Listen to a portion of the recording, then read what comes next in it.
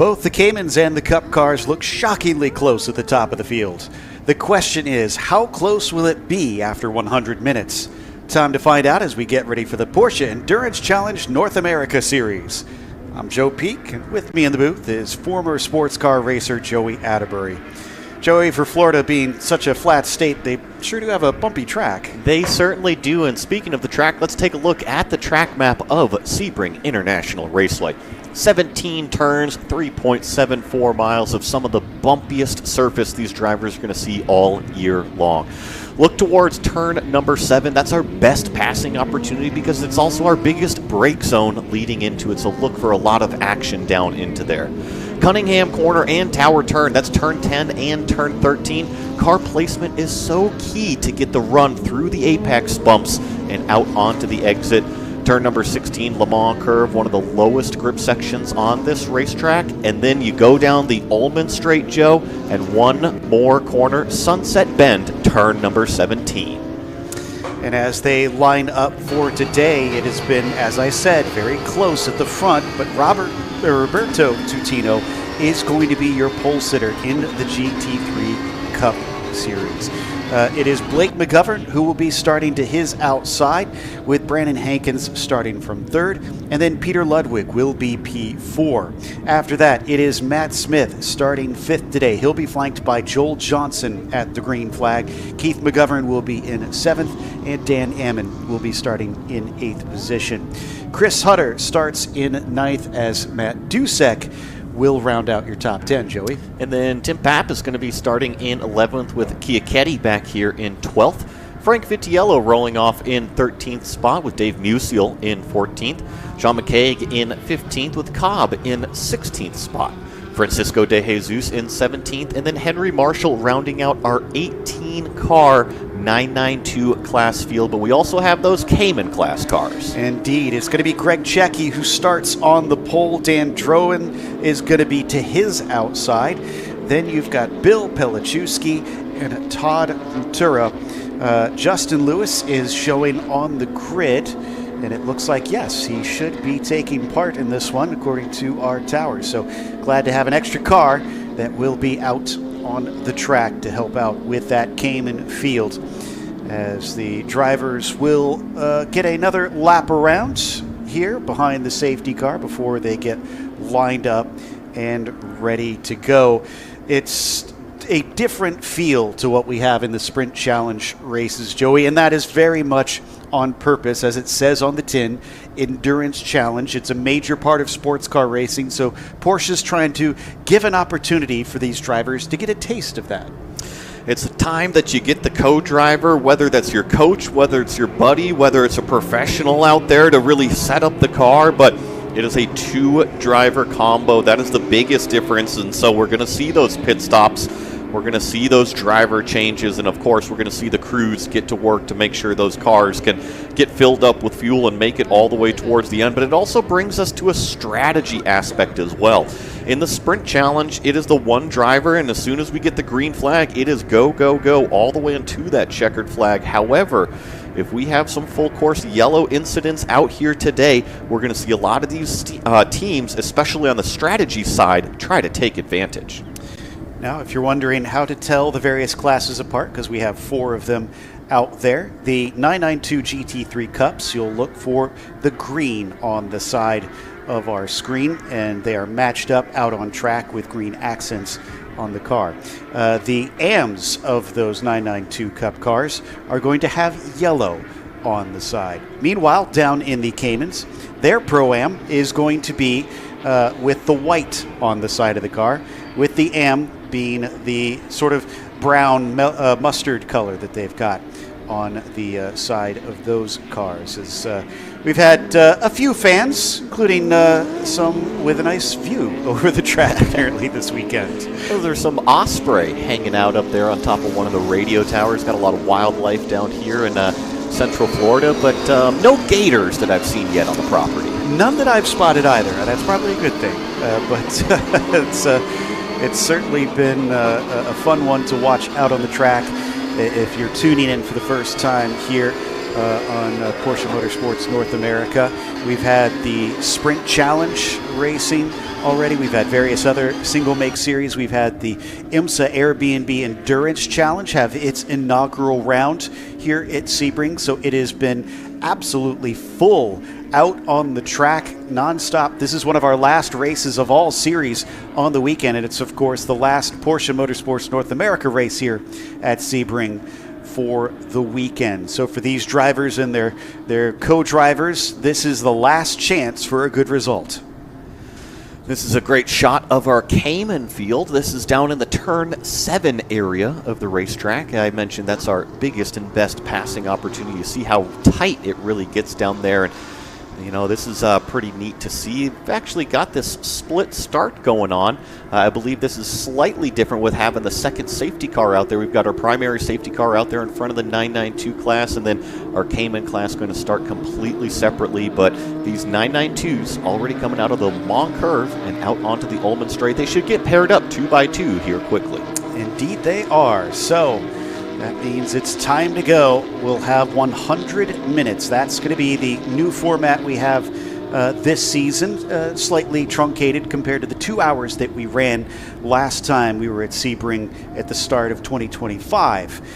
But still will provide quite a challenge, especially in the heat that we've been experiencing today. Thankfully, the humidity has gone down, but the temperature has continued to rise during the day. Can they endure that sticky heat? We'll find out, because safety car is just about to head into pit lane. Tutino and McGovern on the front row. Who is going to get the shot down into turn 1 this time by as they exit out of Sunset Bend, nice and tightly packed together. This is what we love to see at the start of the race, while we wait for the flag stand to give them the signal to start our 140-minute event. They're being held for quite a while here, but now they are released as the green flag is out, and they are on their way. A beautiful jump from Roberto Tutino, as look at the pinch down to the inside for 4th position, and it looks like they're going to have a potential change of spot. No, meanwhile it's still a side-by-side battle for 2nd place between Hankins and McGovern. McGovern on the outside, Hankins sending it in deep. Can he manage to get it through? Car bouncing around, and he is going to take 2nd. Brandon Hankins moves his way up into 2nd, and unfortunately, I think that might be Ludwig just a little bit on the back foot off of the racing line. And then I believe it's Musial in there as well. And now we're going to get our Cayman class start as our 992s make their way down into turn number 7 for the first time. Looking for the call once again. There it is. Green flag is out. The Caymans are underway. Greg Checky with a great start. In fact, they're single file before they even get into the first corner. That's pretty orderly. Everybody may be thinking big picture. Pelichowski slots into 2nd. Chasing him is Drowan back in 3rd. A little bit of flashers being on there for Lewis, I think that is. I think that's Rotura back there with the flashers on. And Justin Lewis rounding us out here in that Cayman field as they finally get sorted out. But I love this split screen. We have our 992 battles up top. We've got our Cayman field on the bottom of the screen, and action all around Sebring. Great move by Hankins to move himself into that P2. Ludwig back there in the 231. And then let's not forget about Blake McGovern in the 240 giving watch. Oh, you can tell that Ludwig really wants that spot back as he follows him onto the main straight. In fact, they both got a pretty good run on Tutino as well. What's it going to look like once we get down to Sunset Bend? They're both in the slipstream, and now they fade back over to that racing line. Brandon actually pretty aggressive, and then Ludwig even more aggressive on the brakes going into that first part of 17. Look at Ludwig almost getting to the inside driver's right of Brandon Hankins. He's going to opt to literally push this car down the straightaway, maybe make a move into turn number 1. Peter Ludwig keeping him to the inside. A late move back to the racing line allows him to brake later. The long way around turn 1. Does he keep it on the track, though? Yes, he does. And as they fly towards turn 3, Hankins going to try and fight back, but to no avail. Ludwig finally gets that P2 in return. That was an aggressive move by Ludwig, and now we're going to ride on board the car he just passed of Brandon Hankins. But what I'm seeing is that Ludwig car already on the move to try to catch Roberto Titino at the front of the field. Titino had an excellent start, has led every single corner, every single lap so far, but he has got a very, very fast artistic number 231. It is even as he drives it 2 wheels off at the exit of 7. Yeah, that was definitely pushing hard, but I mean, no wonder. Look at how quickly he has caught the 260. Still our top fours. I mean, just throw a blanket over them. They are all together in these early stages and all eager to get the track position, to be able to hand off for clear air once they hand over to their teammates. Still applying tons of pressure down into Tower. Oh, is that a bit wide from both first and third? Both of them going deep into Tower. Here comes Ludwig. Peter's got himself a chance to go from third to first in 1 lap, and he does.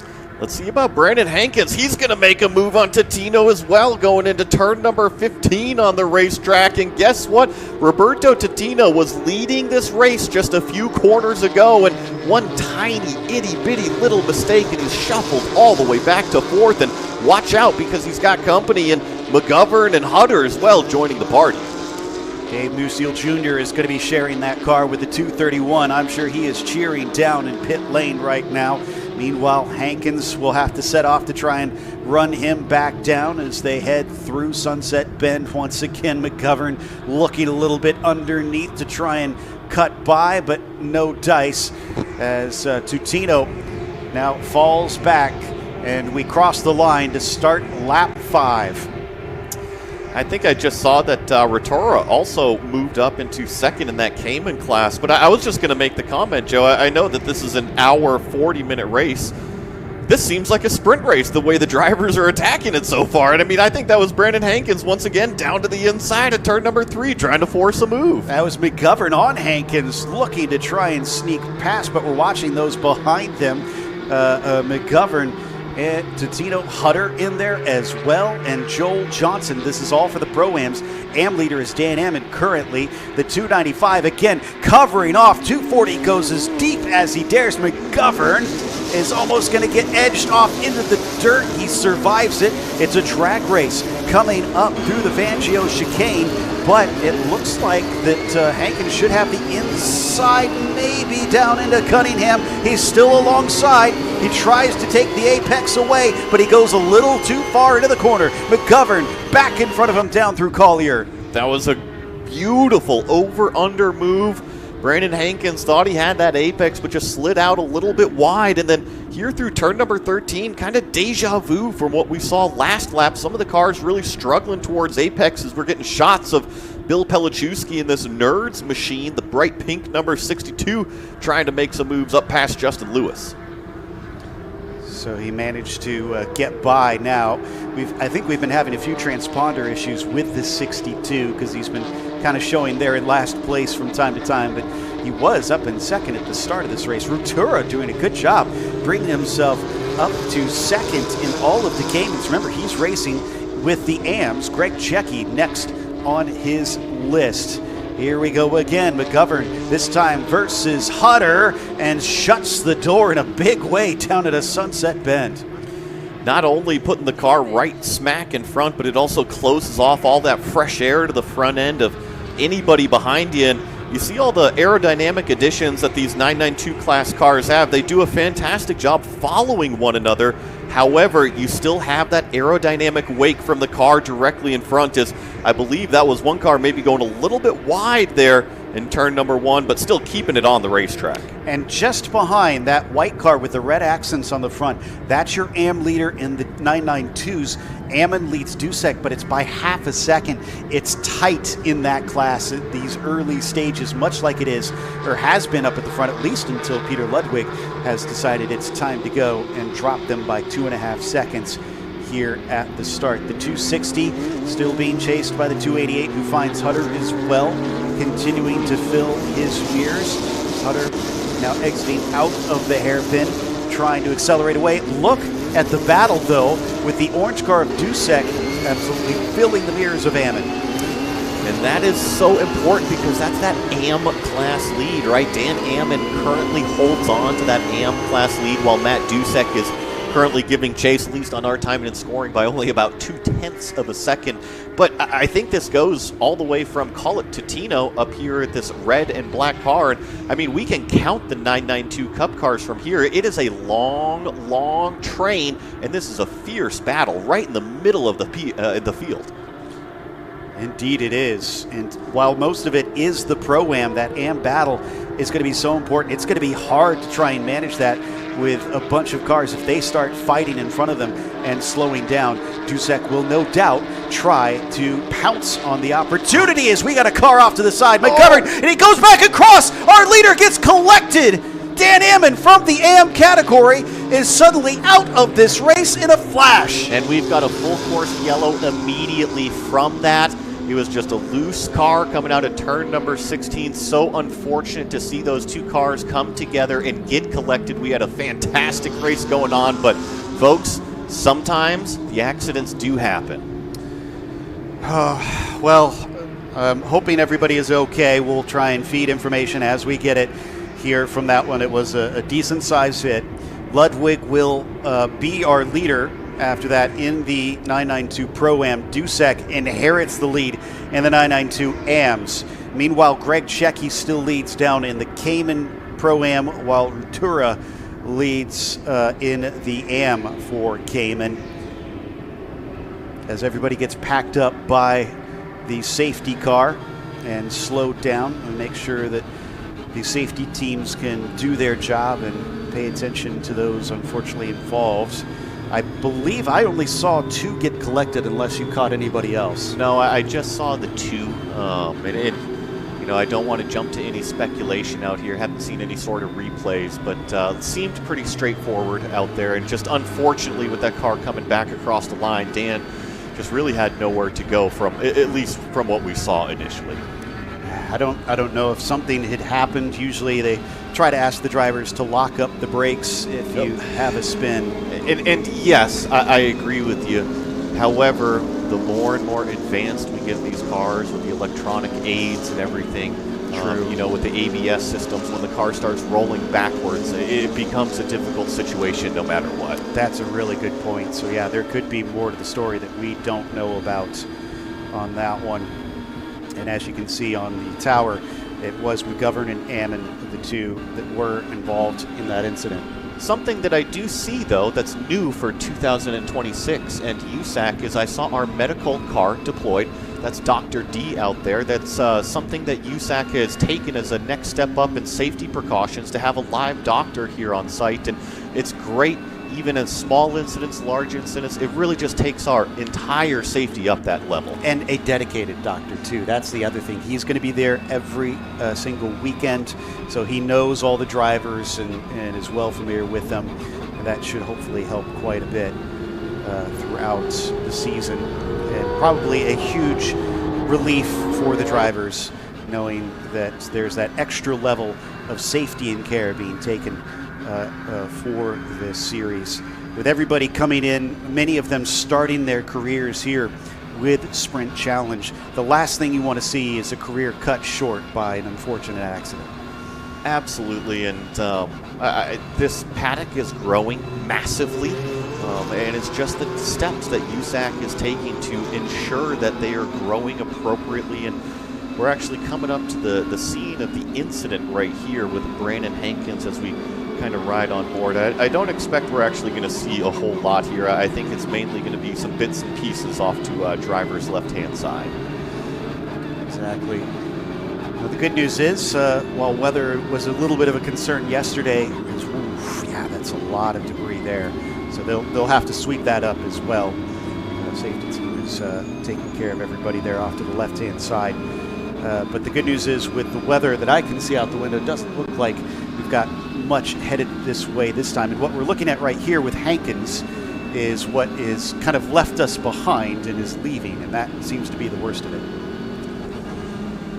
I also really enjoyed seeing that Brandon Hankins, as well as everybody in front, obviously can't see behind him, but they were all staying well clear driver's right of that incident. And Joe, I think that we're going to have a replay here. So we saw him spinning.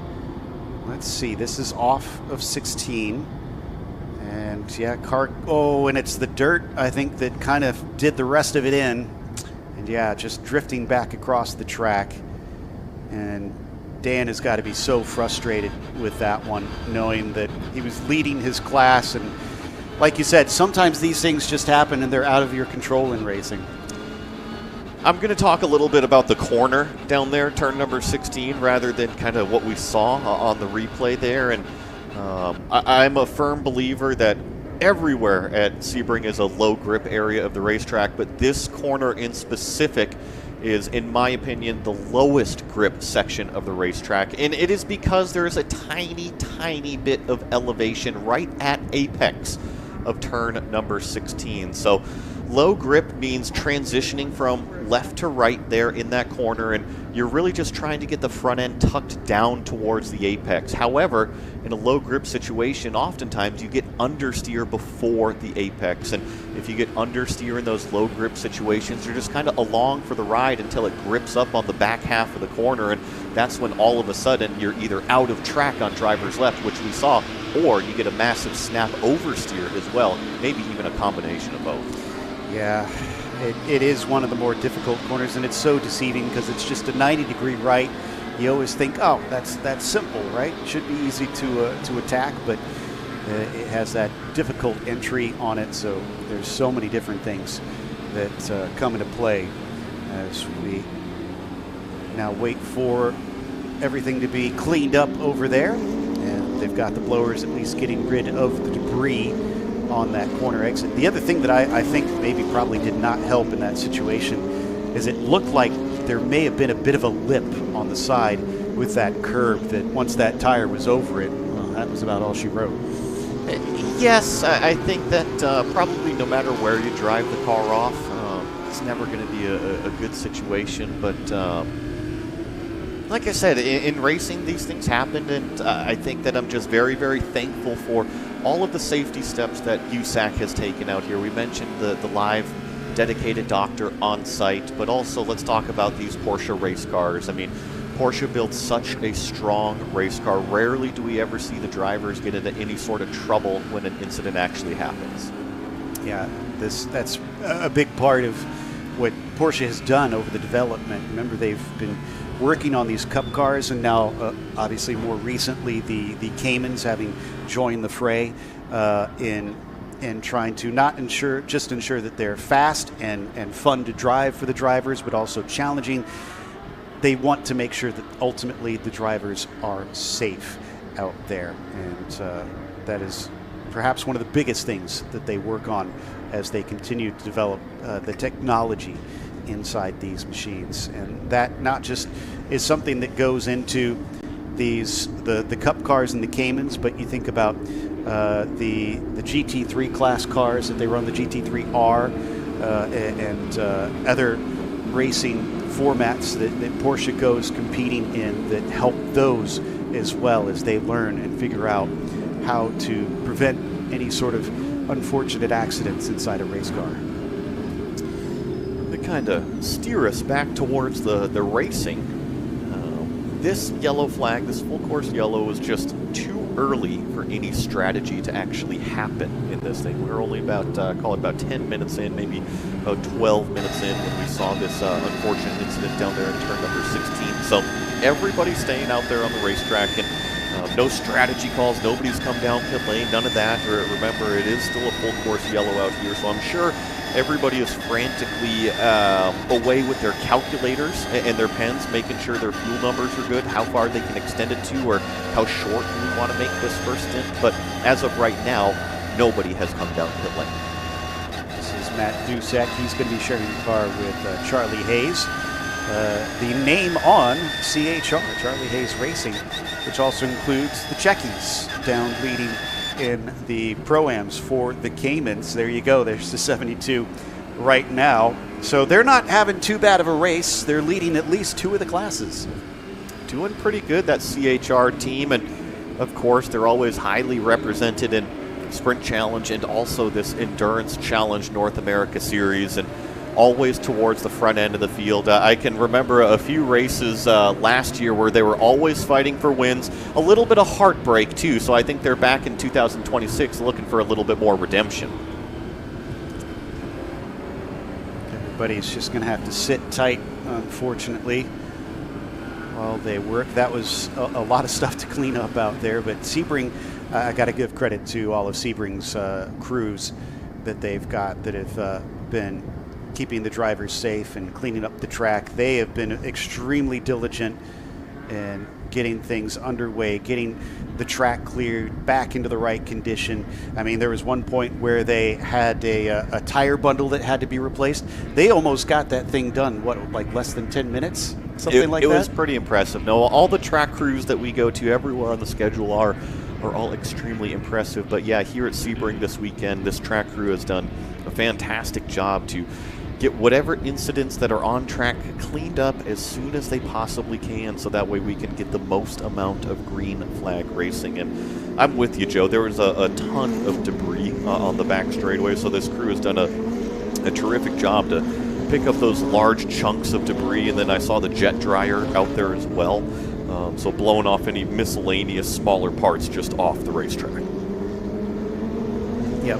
Last thing you want is any little sharp piece left over on the track, because that can easily cut a tire, and especially on the Ullman Straight, because that heads into Sunset Bend.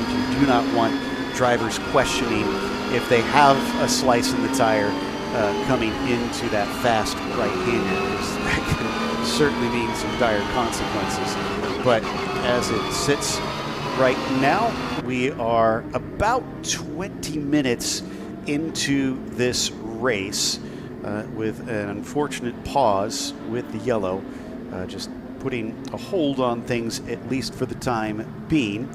That should theoretically mean that about 50 minutes in, so 50 minutes left on the clock, is when we'll reach the halfway point. We still got a half an hour until then. We're in the early stages. We are still in the early stages of this endurance race, and I think the teams, the drivers, they are all getting anxious because they're seeing the same pictures that we see right here at turn number 16. And for the most part, that looks like a clean racetrack off on drivers left. So I'm sure race control is in communication with Drew, our pace car driver, leading the field around right now. And usually they give us the signal of lights out right about here. I'm not sure if we still have the lights on yet or not from this view of Brandon Hankins. I do still see some flashies up there on the safety car, so I think it'll be at least one more lap. Probably. They've got a lot of work to do, even though that they've cleared most of it. And you can see they have to bring a lot of vehicles back in. Thankfully, it should be easy to bring them back in. Lights are still on. The cutoff for that is by turn 16 that they have to be off. And since they aren't off yet, that means they have to go around a second time. Watching the field stream their way through what is turn number 17 down here. Sunset Bend, and actually most of them kind of sticking on that racing line, not trying to dirty up those Yokohama tires.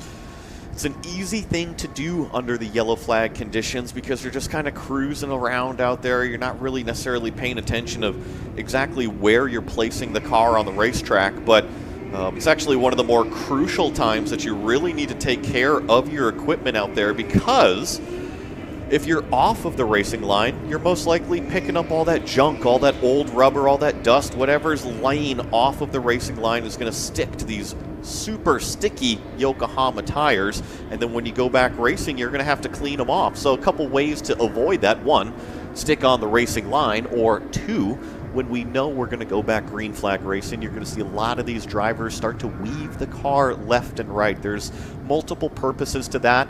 Obviously, the number one reason is to build the temperature and pressure in those tires. However, probably the more crucial thing under these full course caution conditions is actually to scrub the tire, clean the surface of the tire, so that way it is ready to go back racing. All right, have you got your notes ready, Joey? Because I'm sure we'll be talking about this a lot as you do in any team race. I've got the drive times, and it is going to be a minimum drive time of 50 minutes for bronze or PSC silver drivers. The maximum drive time for any the maximum drive time for any driver is 60 minutes. So there's going to be a 10-minute window. And that means that with 2 minutes per lap, that's a relatively small window. That's not many laps that we'll see in variations. It's going to be a busy pit lane. It'll be busy, and to kind of give us an eyeball time of when to watch, we're at about an hour 17 remaining right now, so the pit stop should be happening anywhere from just under 1 hour remaining all the way up to about, call it 50 minutes, maybe just past that remaining in the race. So call it in another 15, maybe 20 minutes. That pit lane is going to get pretty busy. No doubt. And now that we've got the lights off on the safety car, everybody's itching to go. McGovern finds himself into P2 behind Peter Ludwig. Brandon Hankins, who started out so strong, shuffled back into third. What can he do? Dusek, who's inherited the lead in his AM class. Can he run away from Vitiello now that he's got Pappas separating him? Meanwhile, Greg Checchi has Rutura separating himself from Droin in the Pro-Am, but Rutura, again, would probably love an overall for his AM team, so I don't think he's going to sit back and let Greg Checchi just control this race easily. Greg Checchi is also a fierce competitor, so you might not have a choice in that one. But talking about those Caymans, I think that Pelichewski and Checchi have been kind of going at it all weekend in the Sprint Challenge, so they're at least very, very familiar with how each other races. They're very familiar with how the Caymans race around the Sebring International Racetrack, and I think once we go back green, it's going to be a knockdown, drag-out fight between those two Caymans up at the front. All right, let's get some good action in. This will pick up the chaos for just a little bit. Hopefully everybody will keep their heads together, because it's easy to get a little bit in over that as things start to ramp up on restarts. But they'll get the call coming out of it, and already it does look like that a bit of an early start there by Ludwig. Hopefully that doesn't cause any sort of issues with the rules, but the green flag is now officially out, and Peter is underway starting lap 9. McGovern gets a little bit caught napping as he drops back and is in the hands of Hankins. They'll come down through turn 1. This should not be a split start like what we had before, so Checchi is no doubt having to deal with the back of that cup field as he gets going. Ludwig got away very, very nicely, though, and with all that clean windshield out front, he doesn't have to worry about anything, and it's actually Totino that's got his hands full right now. I believe that is Chris Hutter directly behind him, as well as Joel Johnson. They are in a slipstream train going down towards turn number 7. Totino already covering off defensive, and look at the 227 trying to force the way around the outside. Well, they just about went 3 wide through there. Here comes Dusek. He would like another car between himself and Vitiello, which actually he already got, because it looks like Lucille has jumped by Frank into 9th overall. But even still, Dusek being greedy, wanting as many cars between himself and his rival, as well as just getting overall position here in this race. Coming around down into the braking of Tower Corner. Hutter still all over the back of Totino through that right-hander and accelerating away. He is pressurizing him.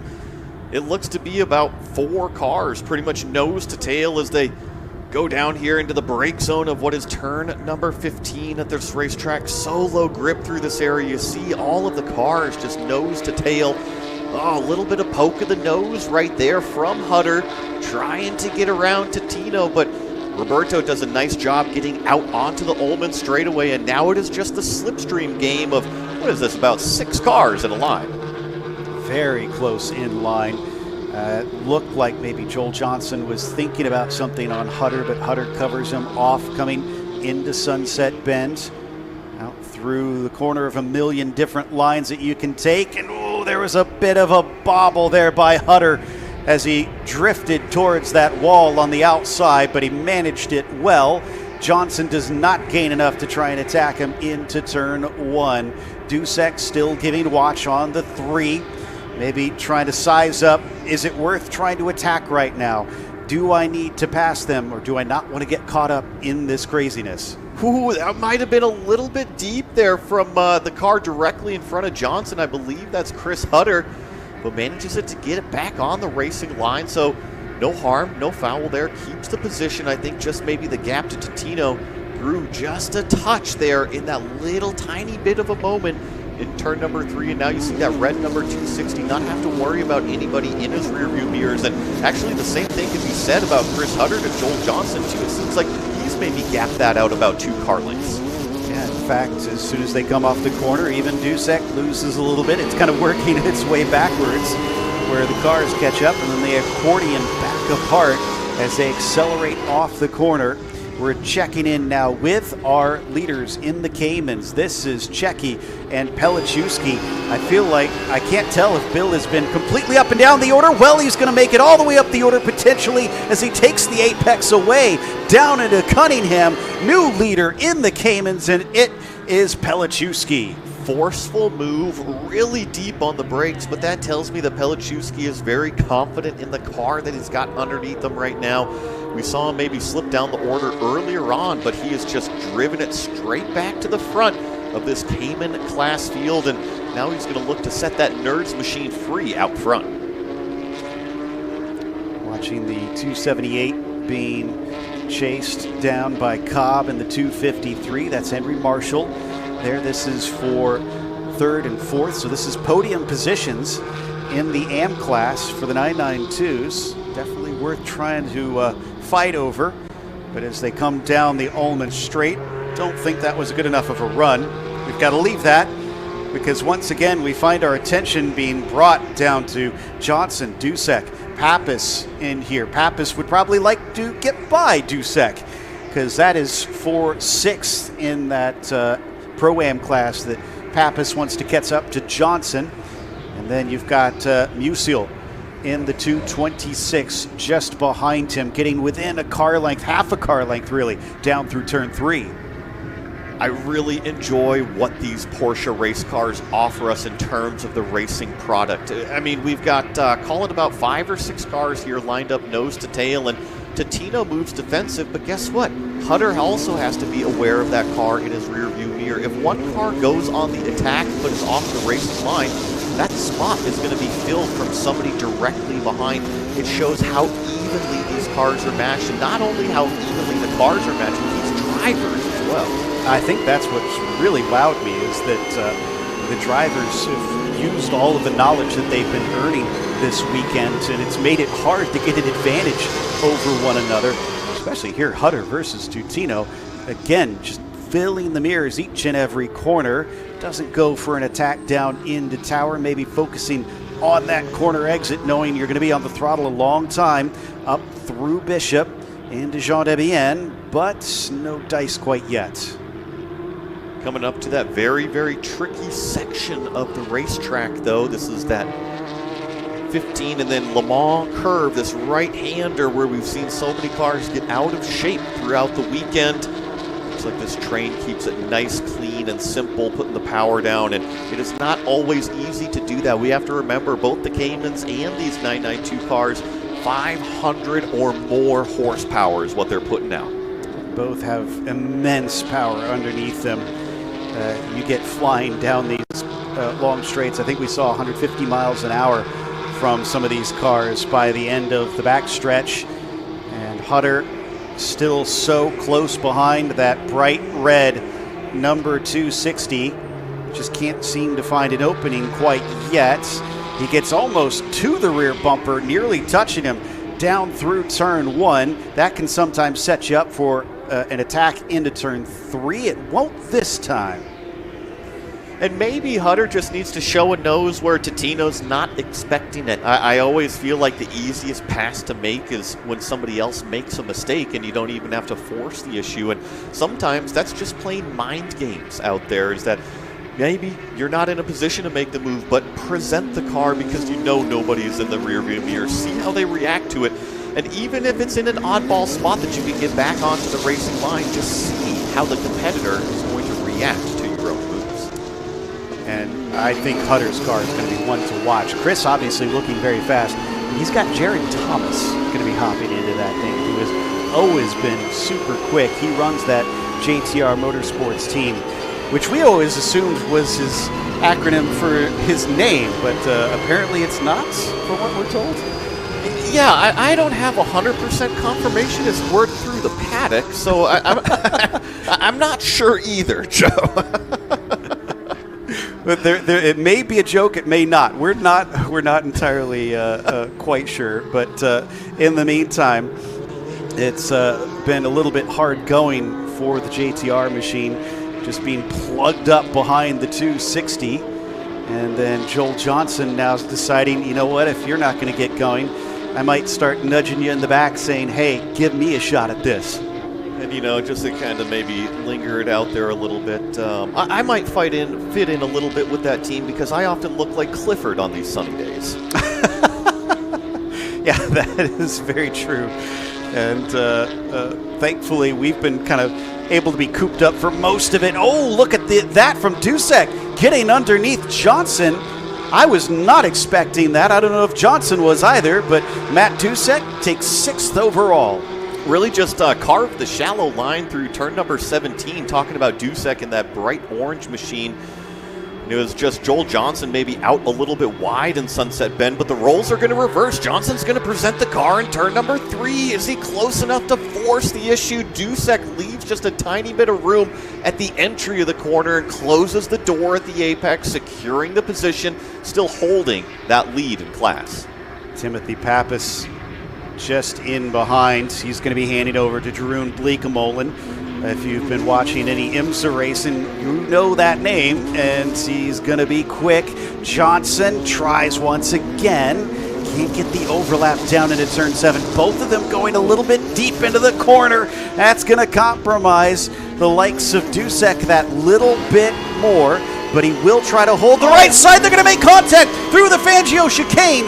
They both keep going, thankfully, because that is a hugely fast portion of the track. That could have been a big accident.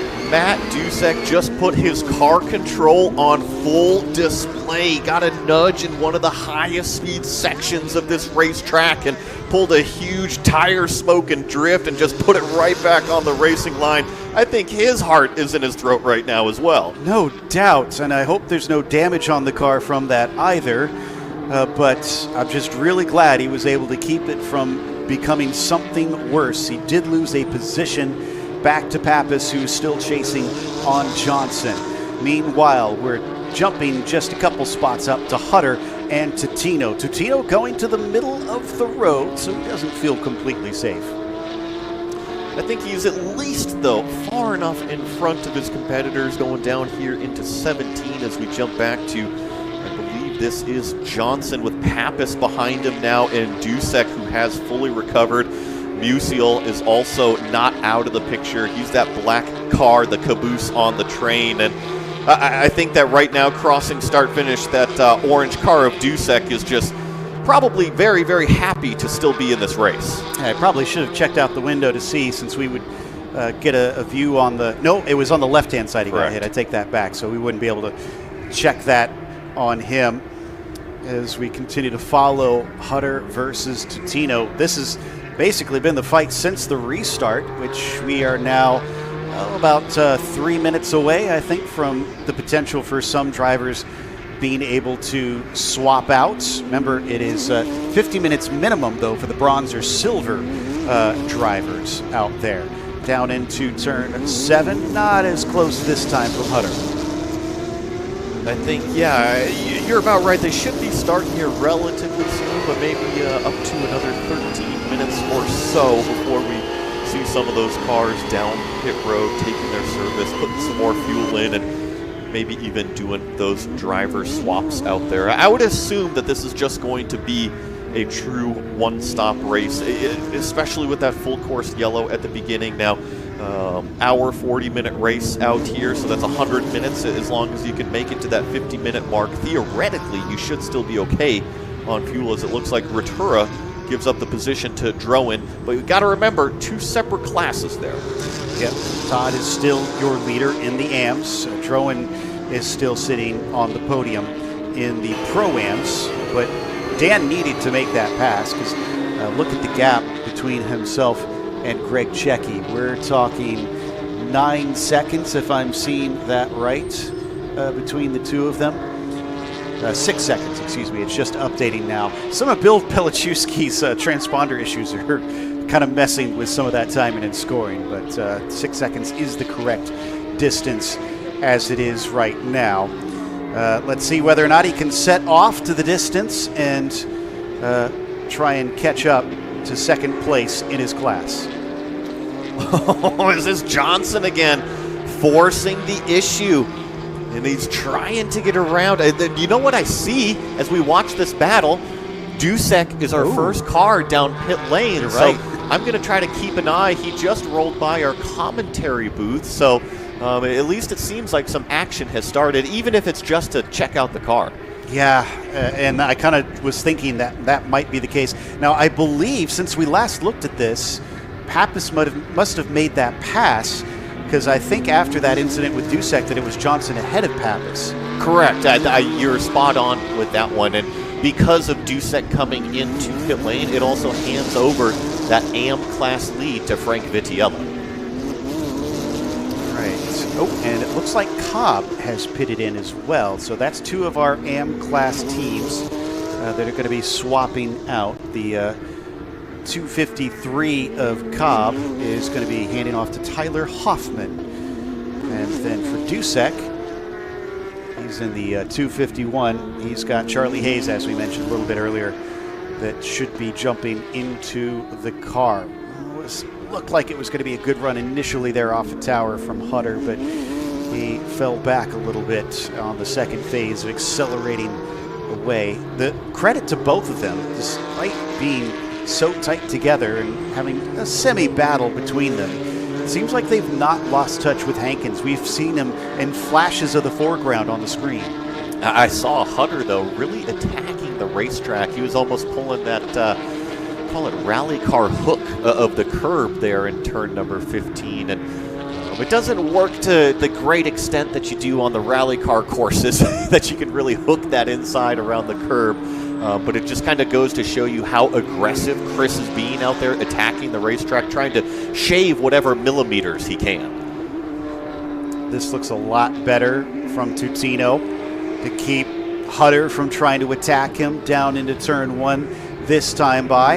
If you're wondering what's taking so long with the pit stops, remember, there is a minimum pit stop time that the drivers have to use here, and that is 2 minutes and 30 seconds that the drivers are required to come to a halt, hold still until they are released. That is a safety thing, since this is many of these drivers and the team's first time racing in endurance races.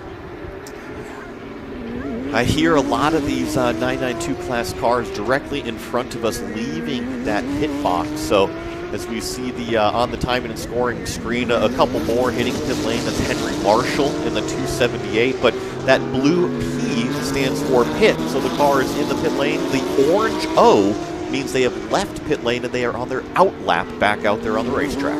Those out laps will be important. So here is the driver swap.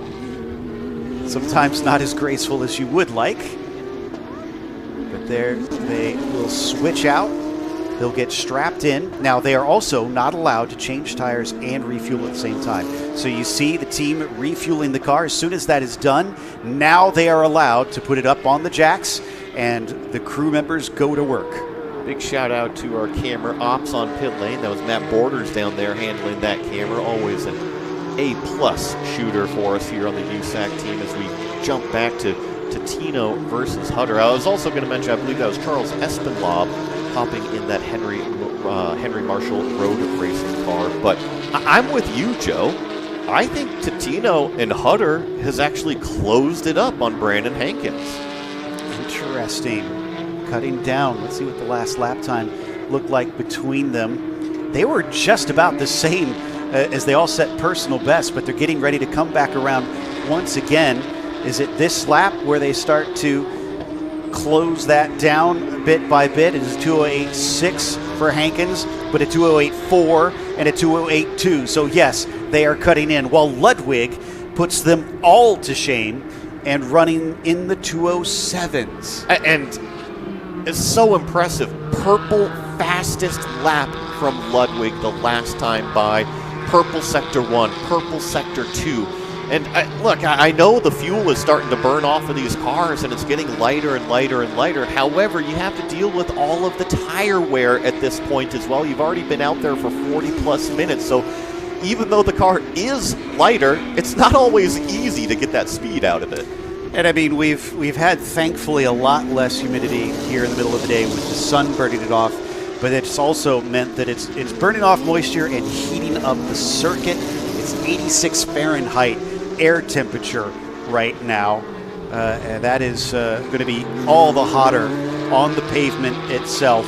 So while it's not the longest stint on these Yokohama tires, and they are meant to last, you can't abuse them. Part of the driver's skills that they learn in this series is learning how to manage them. A little bit of a deep move here from the 253. Sneaks it down the inside of the car that just came out of pit lane. I think that was a heads-up move from Espenlaub in that white, black, and red car, knowing he just plain and simple doesn't have the tire temperature or the grip in the car, and letting that other classed car by. Indeed. So now they're starting to meet some of those Caymans, and that can complicate things. That could affect also when you decide to pit. Are you going to have to try and overtake them? Will your rivals have to try and get by them, and where? Because sometimes that can mean a slower outlap or slower crossover laps between you and your competitors. The overcut or the undercut could be a viable strategy. And we've got him on screen here. This is Rotora in the number 59 car.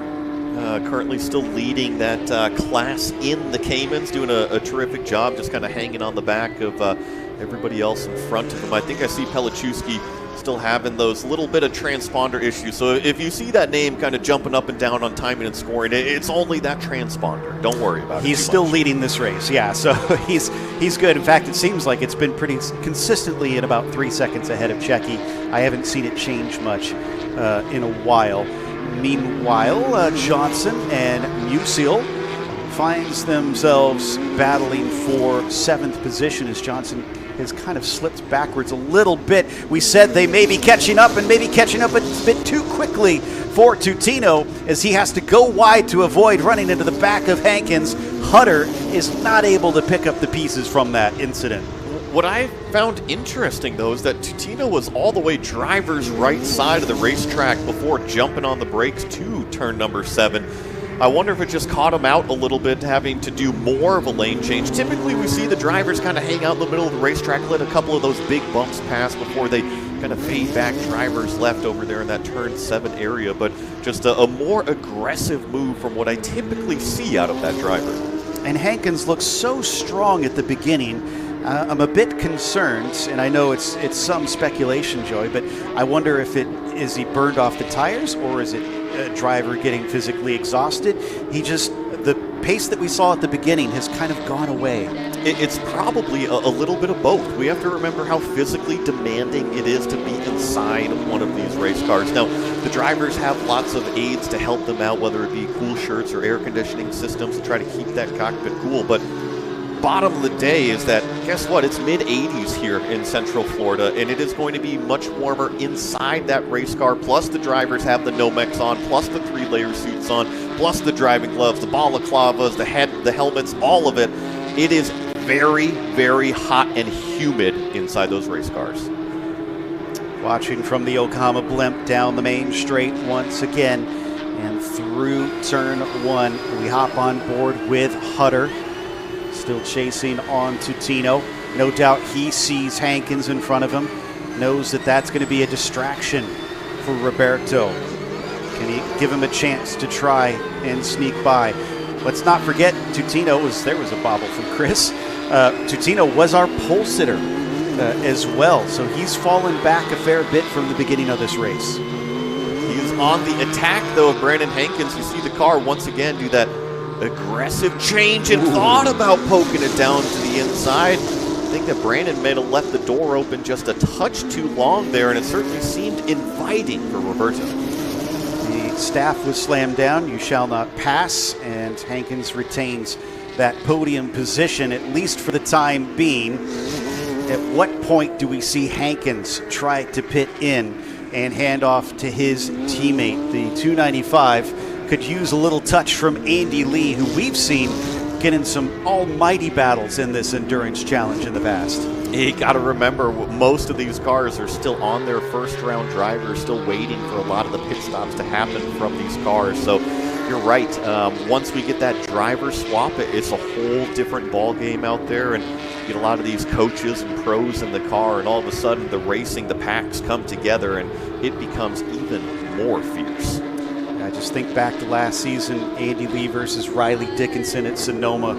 What a fight that was. Chris Hutter, though, is bringing the fight to Tutino. This time he takes the inside away, coming up to Sunset Bend. He's got a nose ahead even. This is going to be hard for Roberto to fight back from, and he's not able to. He could try to cut back underneath for the over-under here, but no dice. Nicely done by Chris Hutter to move into fourth.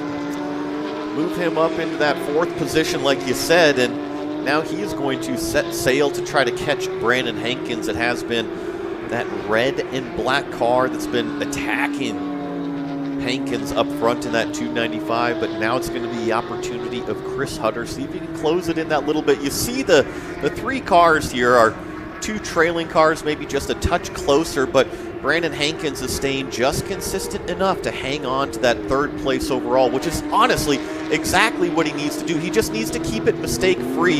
Even if you have to bleed a pass or bleed a position, it is far better to do that than to put your car and team into harm's way. Yep, he's not going to have to last all that much longer either. So let's see what happens once he gets to the pit stop, which theoretically could come pretty soon, because we're going to get to that 50 minutes left to go here. And with him being the bronze, he's already taken, or he will have taken his 50-minute minimum once he hits that 50 to go mark here.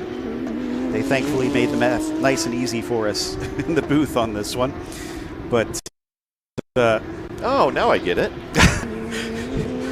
they took pity on us, I suppose. But coming out of turn number 13 on Tower, he keeps himself out of reach from Chris Hutter once again.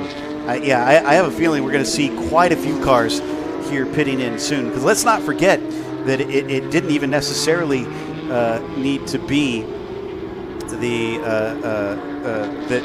timing is where they come in to the cones there. So they are well past it at this point. They are able to come in as maybe a flash of the lights from Chris Hutter. I think it might be Brandon Hankins signaling that he's coming into pit road, and Hutter saying, okay, I'm going to stay left on the racetrack to go by you. We're going to see if that was actually kind of the signal that was given. You know what? Both of them are actually going to come to pit lane, all three of them. Wow, okay, so now it's up to the teams to manage that time right.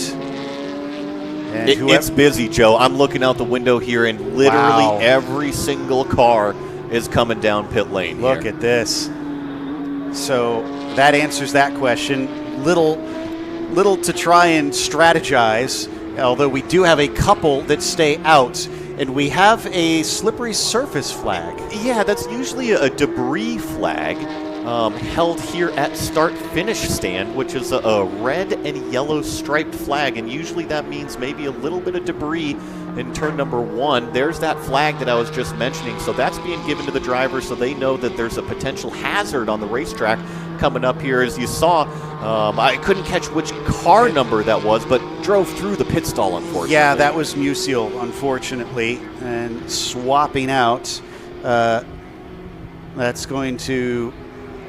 And I think I've lost track of who is going to be hopping in for him. So, Ryan Yardley. There we go. So Ryan Yardley going to be getting into that car. But that is going to cost them some time, potentially. We'll see, as Vitiello, while he is our AM leader, is also our overall leader at this stage. The driver, if I see correctly, to stay out. And I'm seeing a whole lot of heat, right? We were talking about how warm it is, but look at the race cars and all of the heat that it just produces out of these things. So we were talking about how warm it is inside the cockpit, but trust me, look at these crew members. They're fully suited up as well. It is not a cool day out here. You got to pick up tires. You got to chase them all the way around the car. These crews are hustling out here. Yeah, and that's what I like to see because while there is the minimum pit stop time, the more time that you have left over to double check everything, make sure you've crossed the T's, dotted the I's, the better for that team, for the car, to make sure that when you leave the pit box, you didn't make any basic mistakes. We saw that earlier today with the IMSA Airbnb Endurance Challenge, that some teams wound up with penalties for simple mistakes on pit lane. Look at our timing board right now. How many cars are on pit lane now? Obviously, Musial just leaving on Outlap. Same thing with Clark. But these are those times that the drivers are coming down pit road and finally getting enough fuel, or fingers crossed, enough fuel to make it to the end. Yes. Don't want to make that mistake. Again, get the basics right. And here we're going to see the 234 head off into the pit lane. Love that beautiful flat six engine screaming as it goes away. In the meantime, I think we've had a change for position there. The 231, I think, has just swapped around, so it looks as though Yardley may have taken over or lost the spots. You know, I'm still trying to spot the car numbers here as they go by us here in turn number 10. This is the 240 car out here, and at least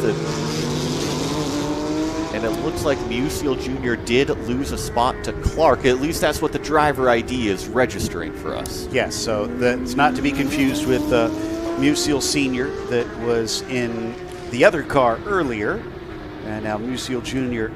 in the 231, and that is shared with, on my screen, Peter Ludwig, but it looks like that was with a different driver at the time. And the little bit farther back there, we've got the 251 as well. Charlie Hayes having hopped in, and he's going to try and chase Vitiello as well, or at least race with him, but in the meantime, he's got a few cars nearby as it looks like this is going to be a fight. Well, nope, one of them is going to slow down. And that's actually Daniel Morad that just hopped into that car for Roberto Titino. So we're doing a whole lot of these driver swaps right now. Dusek had just hopped out, like you were just mentioning, that swap to Charlie Hayes, and actually a car just got underneath Charlie Hayes there. Is that the 281 that I'm seeing of Jared Thomas? I believe so, yes. Yeah, you're right.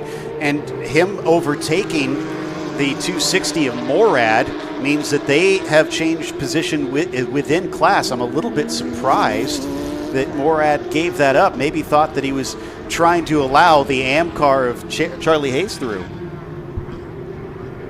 Oh, and it looks like that may have actually been an instruction from race controls, Joey. That's exactly what I'm seeing over here. Car 260 from race control moved behind car 281 for pit exit reorder. Once he did that on the back straightaway, order is correct on track, no harm. Excellent, excellent. Vitiello now pitting in as Morad has a close moment out there and nearly gets into the back of Charlie Hayes.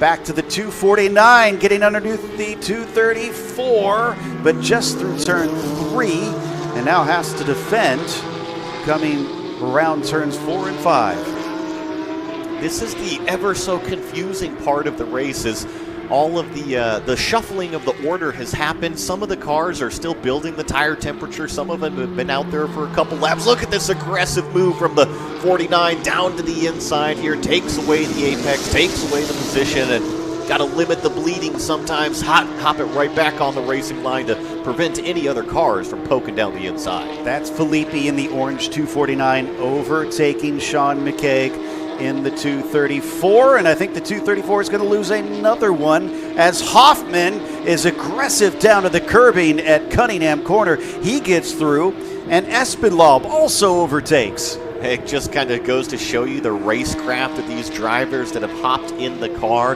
when they smell blood in the water, they are after it. Rutura getting his fuel as he hands off the car.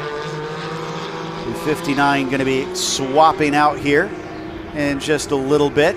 Still leads in the AMs down in the Caymans. In fact, he had moved up what looked like to be nearly the lead of the overall there, since I guess he hadn't been lapped yet.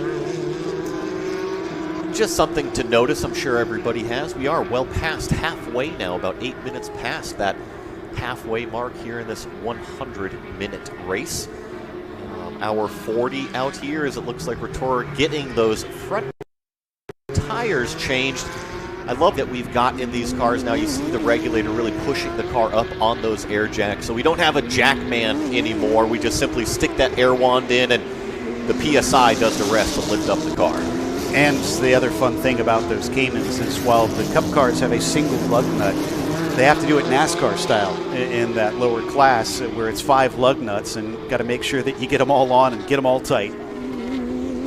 Brandon Hankins has handed off the car to Andy Lee, so that driver change has happened, and this is Jared Thomas now hounding the back of this black, white, and red car of Andy Lee.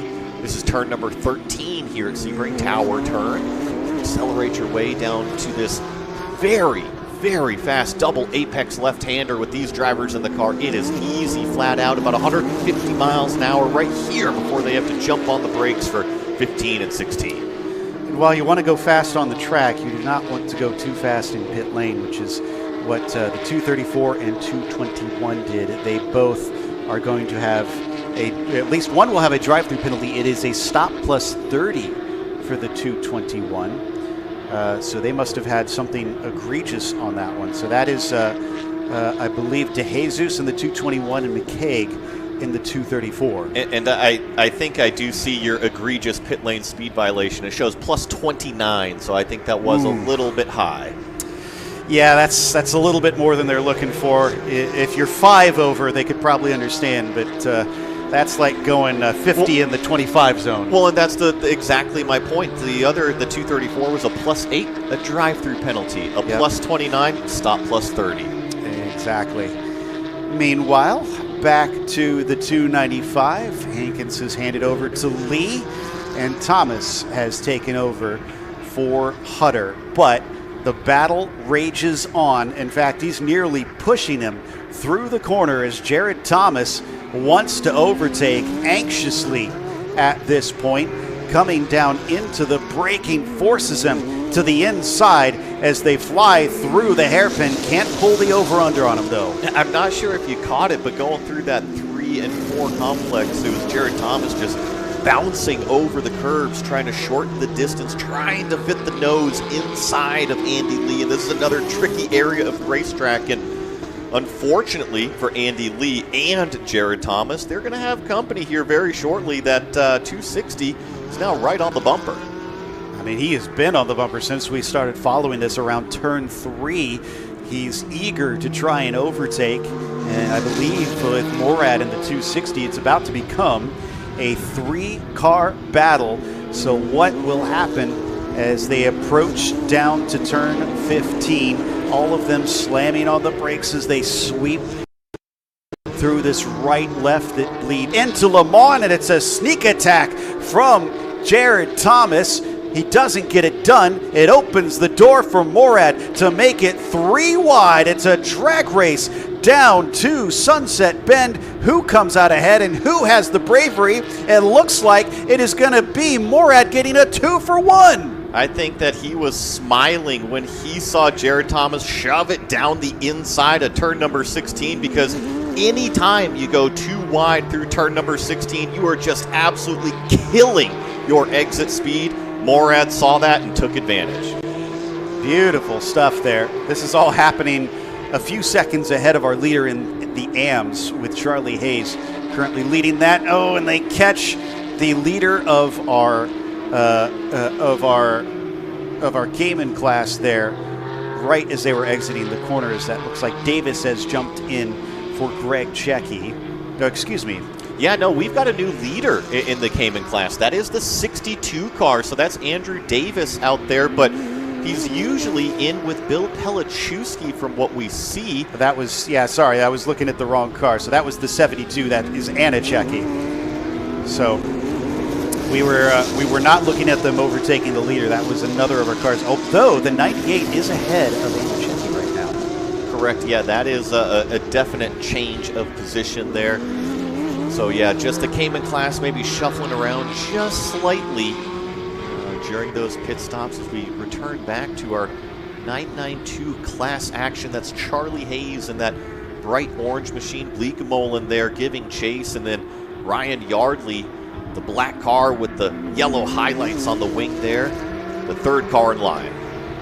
And Justin Lewis has a good opportunity to steal the lead in the Cayman AMs because we have a drive-through penalty for Ventura for too many crew members working on the car in pit lane.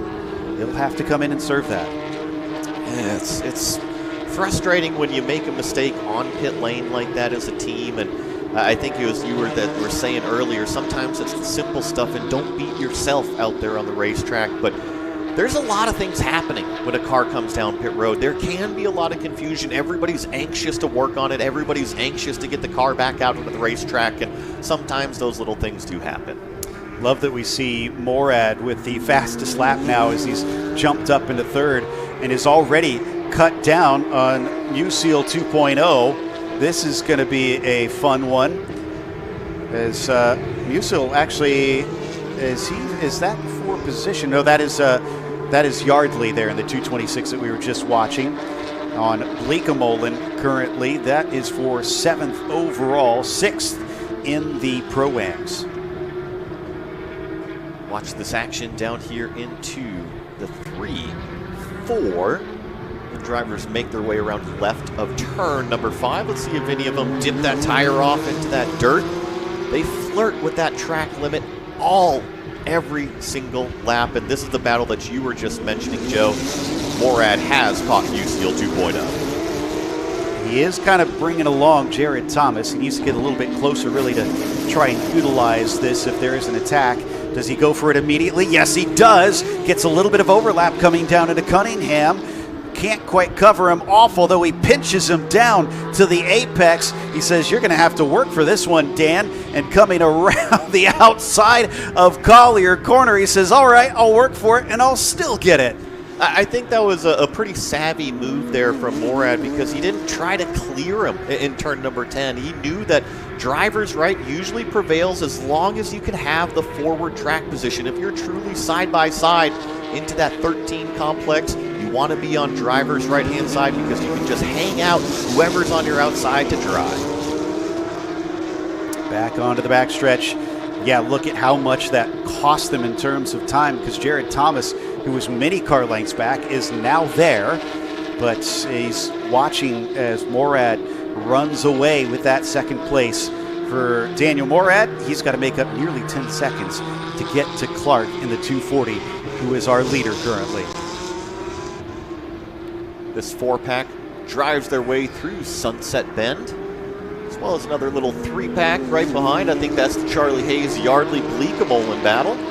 This is Trenton Estep coming through in 9th place, and then we actually have a pretty big gap. That's actually that's Anicheki in that Cayman class car, but it seems like we've kind of got 2 packs of racing up here. We've got our front pack, and then about 30 seconds difference. We got to go back to find Felipe back there.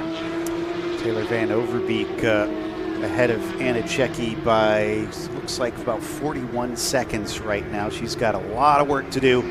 See if she can try to run down that second in the class. The 231 on the defense once again, coming down into turn 7. Around the outside, or maybe it's a cut back underneath for Jared Thomas, but there's no room at the end on that weave coming out of turn 7. Maybe it'll be once again initiated here into turn 10 at Cunningham Corner. He wants to.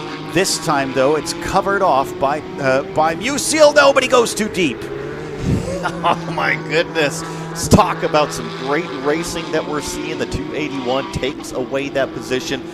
All that these drivers need is that tiny, tiny bit of a crack open in that door, and they are going to put their foot through it and open it all the way.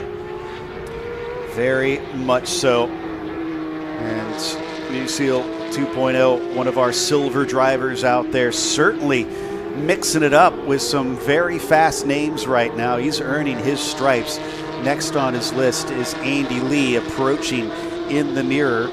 Can Andy do the same, or has David figured out the defense here? He's not looking good coming down the Ullman Straight as that car is closing bit by bit, and in front of them they've got a little bit of lap traffic that could play a factor. Yeah, I'm seeing that as well. Oh, forcing the issue is Andy Lee. He's going to take advantage of that lap traffic. Oh, almost wheel to wheel there between the two different classed cars. And once again, here on the front straightaway, maybe a little bit of a close call, but they all make their way through without any actual contact happening. And actually, Andy Lee was the one who benefited out of it all. I mean, that was beautiful spatial awareness from all parties involved. I thought for sure that 295 was going to slide into the door of that Cayman, but everyone kept their cool, gave just enough space. We got out the other side.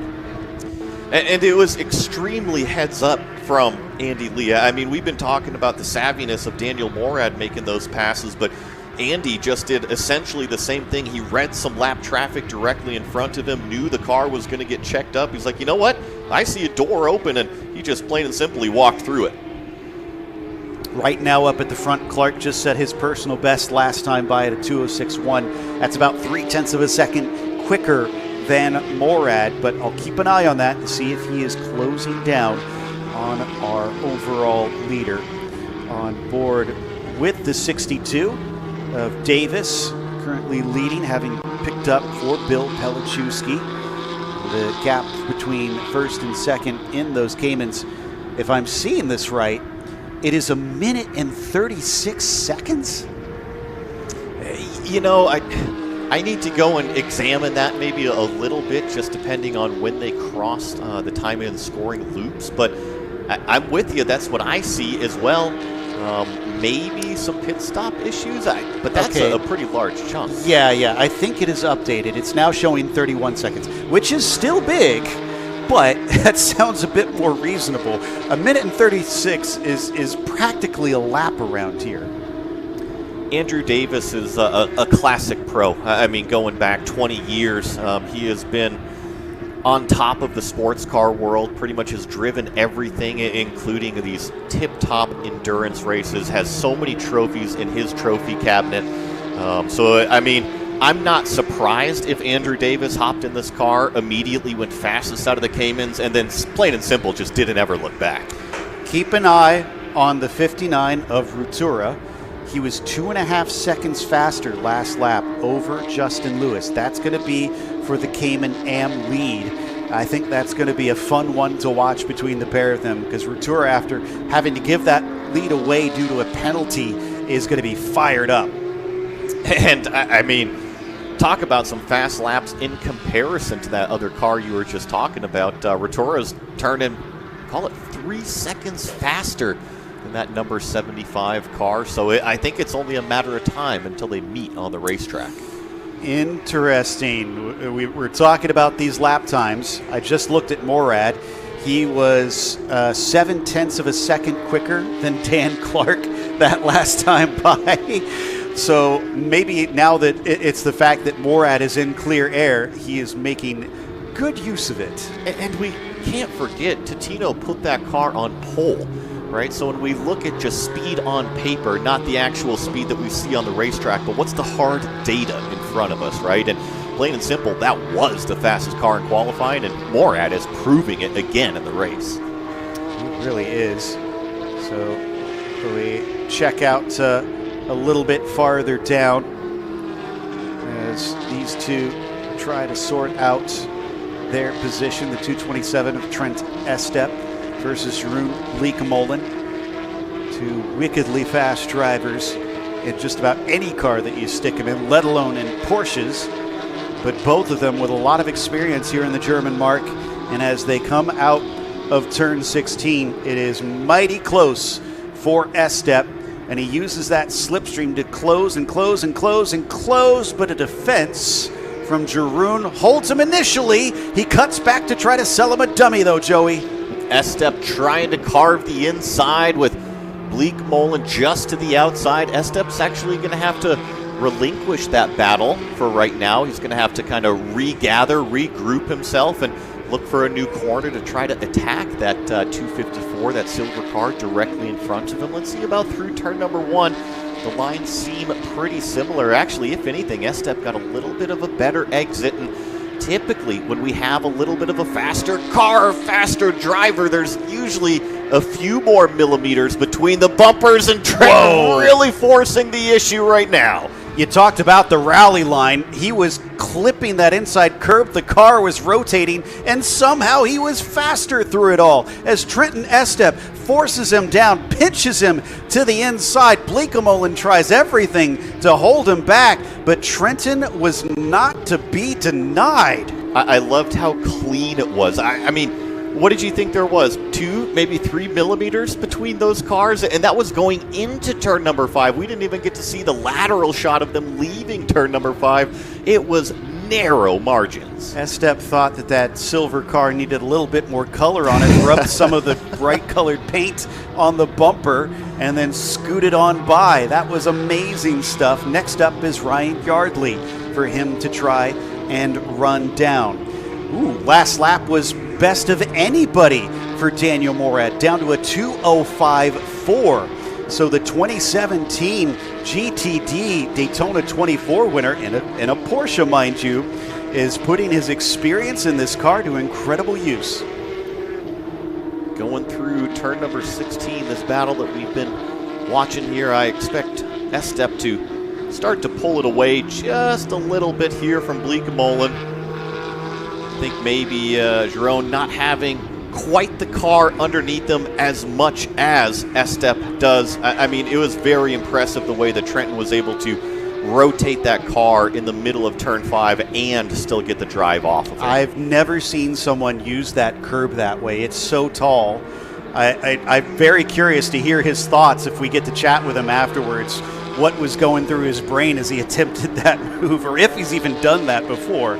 But we switch over to the 253 now, as this is a little bit farther down. This is Hoffman and Espinlaub, one of your former sparring partners. Yes, Charles and I definitely go way back. I mean, same thing with Andrew Davis. Lots of drivers in the paddock have raced against each other for years and years and years. But yeah, Joe, that's taken me back to another era in another series. Charlie's still looking ahead. He's not looking back there with the 253 of Hoffman doing what he can, having taken over for Michael Cobb in that car. And that is for, I believe, second in the AMs. Charlie Hayes still leads those two, but he's quite a ways up the road, it looks like.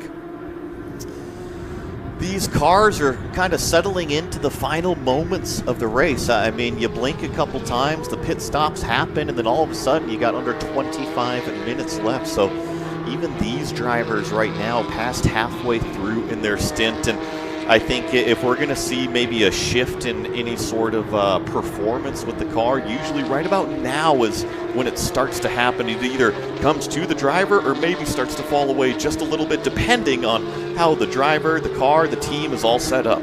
Normally, this would be two Musials racing each other in the sprint challenge, but right now it's Yardley in the car behind with Musial Jr. in the car ahead. And he's not going to get there in time coming into Sunset Bend. Question is, what about coming out of Sunset Bend as they have a Cayman to the outside of them? In fact, going to just cost both of them a little bit of momentum. Where does he take the car? Is there going to be room? Has to go to the outside as Musial 2.0 will defend into turn 1. Long way around for Ryan Yardley. Is the job done? Yes, it is. Nicely done, aggressive around the outside. We've actually seen that happen a lot here this weekend. Typically, it's carving the inside of turn number 1. However, if you can force yourself up into position on the outside, it's almost kind of like choking that car down to the inside. They don't have the room to really free it up off of the corner, and that's exactly what Yardley took advantage of. Enjoying the high, wide, and handsome Harry Gant line for a few drivers over the course of this weekend.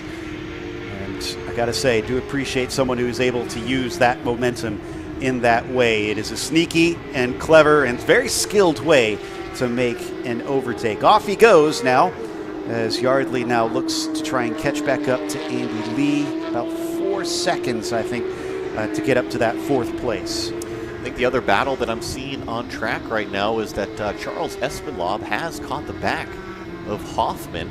It's the 278 and the 253, and the reason why I bring that up is that's actually for a podium position out there in our AM class, and that's Espinlaub looking to move up into 2nd on that one. Down through Bishop once again as they spot the braking into turn 15. Anichecki has to get out of the way a little bit there, and thankfully does not get involved in an incident with some of the Cup cars. That was a pretty close one, and I totally understand what she was trying to do. She was just simply trying to get out of the way, but I think that Charles was expecting her to at least roll through the apex a little bit more. And did you see how much that tail hung out on that HM road racing car? But he gathered it up. They left a little rubber off those bright red shoes on the road, I suppose. But as we come over here to Jared Thomas, man, he has been dropped by Morad. Look at the gap on the left-hand side of the screen. 7 seconds, between himself and Daniel right now. And we know that Jared Thomas is a mighty fast driver. So that tells you how much that 260 has been pushing. Just kind of keeping an eye on our lead gap as well. Morad just took another huge chunk out that previous lap, so now down under 5 seconds. I was going to say, though, that Dan Clark every now and then does have a response. He actually matched Morad's time for a couple laps there, but it just seems like that red 260 car that Dan is driving might have a little bit more pace, especially towards the end of it. But time's running out, 20 minutes, 4.5 seconds, and it's only about maybe half a second a lap difference. He should catch him, but it's going to be towards the end of the race. Yeah, and that's what I think is kind of fascinating, watching this develop. And you've seen these two drivers for a lot of years, Joey. So in the Dan v. Dan show, which Dan is the man? Oh, I think that's tough. I'm sure that I'd have a whole internet slew coming after me if I didn't say if it was Daniel Morad. But right now, Daniel Clark has the track position. It's just a matter of if he can hang on. And I mean, plain and simple, the data shows Daniel Morad is the faster of the two, but he's still 4.5 seconds behind. It's going to be great to watch. It's still 4.5 seconds, and there could still be mistakes by either driver, which will heavily swing things. Look at the slide, though, from Dan Clark. He's not resting on his laurels. He's pushing, but is he pushing too hard? This time by was a 2:06.8. We wait for the next one. 2:05.9, another 9/10. And that's that consistency from Morad. I mean, his lap times have not varied much, while Clark's have, right? They have matched Morad's, but they've also been just a little bit off. And so the consistency is what's closing that gap. And I thought it was going to be a little bit more towards the end of the race. Now, these cars are doing call it about 2 minutes per lap out here, and 4-second gap. I mean, it's going to be another 3 or 4 laps at that pace. And I mean, that's what, under 10 minutes here. Should have plenty of time for a lead fight. So for those that are just joining, wondering what we're talking about, Morad has been cutting down that lead for quite some time in the second half of this race on Dan Clark. That is for the 992 GT3 Cup Pro-Am lead. Now, down in the Cayman Am lead, Tartaglione, who is currently in that number 59, has taken over for Rutura after that car got a penalty and has been cutting down, I think from as far back as about 20 seconds to now 1.3 the last time by, to deny Justin Lewis a potential win in the Cayman Am class. And it's a similar situation where we've got that faster car giving chase right now just to kind of play into that storyline. Rotorua, that last time by about 1.5 seconds faster than Lewis out there. So I have a feeling that pass is actually going to get done much sooner than what we're going to see our lead in 992. Yeah, we see a bigger pace advantage in that one, but it's always one thing to catch. It's another to pass. We'll see what Justin has for Reggie, and if he can hold him back. It's been impressive the way that Reggie has bounced back after their car had to be sent down pit lane for too many crew members over the pit wall. The bouncing of the car over the bumps here from Dan Clark crosses the line once again. It's a 207 flat that time. It is a 205.8 for Morad. Another 1.2 seconds dropped. And I think the floundering thing that I see, it obviously can turn around because the 240 of Dan Clark could simply be saving his stuff right now because he knows that Morad is coming. However, usually when you start to bleed that time and it just starts to get slower and slower and slower, it tells me that maybe he's struggling with the overall grip in the car and what is left for the remaining 16 minutes. We're up to 88 Fahrenheit ambient temperature, even more on the track surface. We don't have exact numbers, unfortunately, on that, but I can definitely tell you that it's still going up. As we just saw Andrew Davis get overtaken by some of our Cup cars. He still leads in the Pro-Ams for the Caymans right now. In fact, it looks like Eric Foss taking him for overall position there as he went by.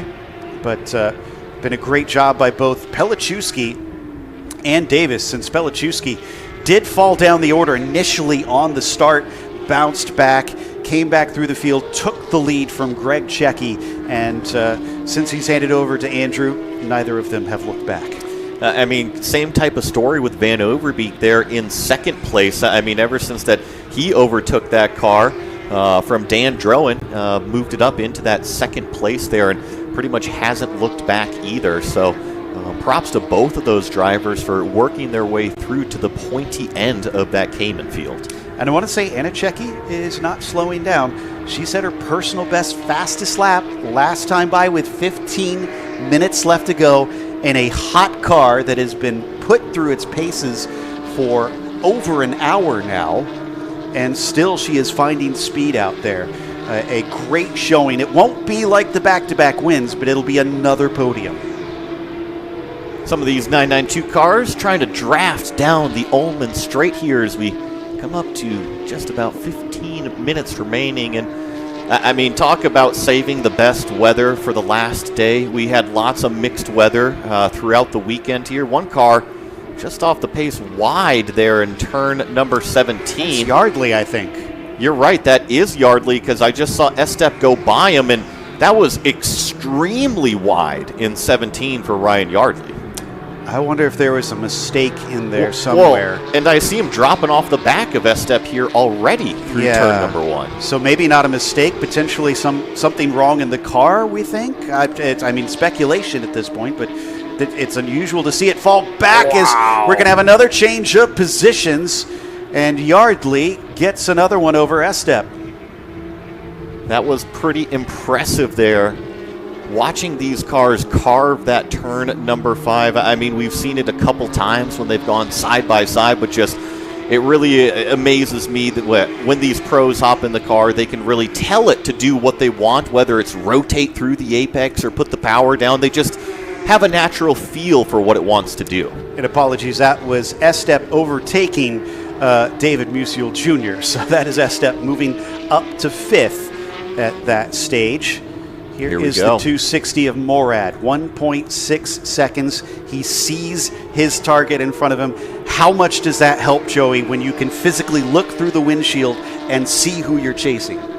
At this point, Daniel Morad already knows he's accomplished his goal, right? He knows that once he catches Dan Clark out there, he's going to go by him. I think the most difficult part that Morad had was closing that, 8 to 10 second lead that Dan Clark had. And now that he's here, I think that Morad can actually hang out if he wants to. Now, he's not going to. He is just going to drive straight on by that number 240, but I expect Clark to put up one valiant battle. You're suggesting that Daniel Morad could be patient to not overtake a position out there. Well, and just knowing his driving style and everything, if a door opens, and I'm a firm believer in this myself, is that if you catch a car, you take the first opportunity to pass them. If you wait to the second, it becomes more difficult. If you wait to the third opportunity, it becomes even more difficult. So I know that Morad's one of the more aggressive drivers that we've got out here, but he is going to take the first opportunity that he sees, and he is going to pounce on it. And I'm pretty sure that Dan Clark is going to be just as aware of that.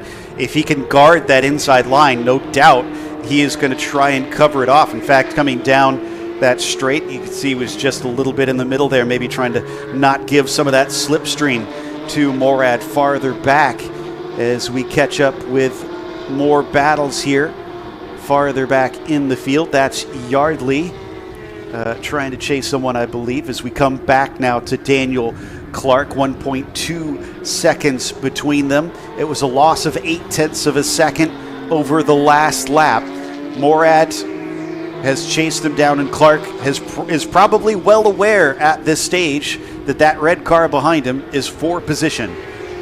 And I think it was Bleekemolen getting by Yardley, so it just kind of continues to document the issues that car is having out there, talking about the 226. So hopefully they're at least able to bring it around to the checkered flag. It's always so frustrating to get into some of these endurance events and get 90% of the way through and then just feel like you're barely treading water out there. But who is not treading water, who is swimming at full force, is Daniel Morad.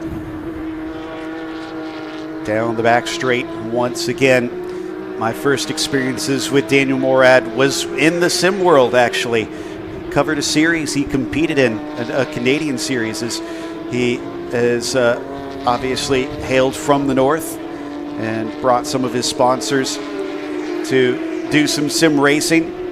And already it was apparent that he had incredible speed there in the virtual world, but he had been racing for quite some time at that point. Since then, his career has done nothing but shoot upwards, and he's about to prove why he is so quick as he gets within now roughly half a second of Daniel Clark. What can he do to try and stall and delay? Can he last for 10 minutes to defend Daniel Morad? It is going to be a tough ask, and remember how I was maybe predicting that Dan Clark was trying to save his stuff knowing that Morad was coming up? Well, the last two laps, he's definitely picked up the pace. He's back into the mid-206s when we saw him drop all the way back to the 207. So he has evidently got the memo that this is for position, but the problem still remains Morad, that last lap, 0.6 of a second faster. Almost to his bumper now, coming through Cunningham Corner.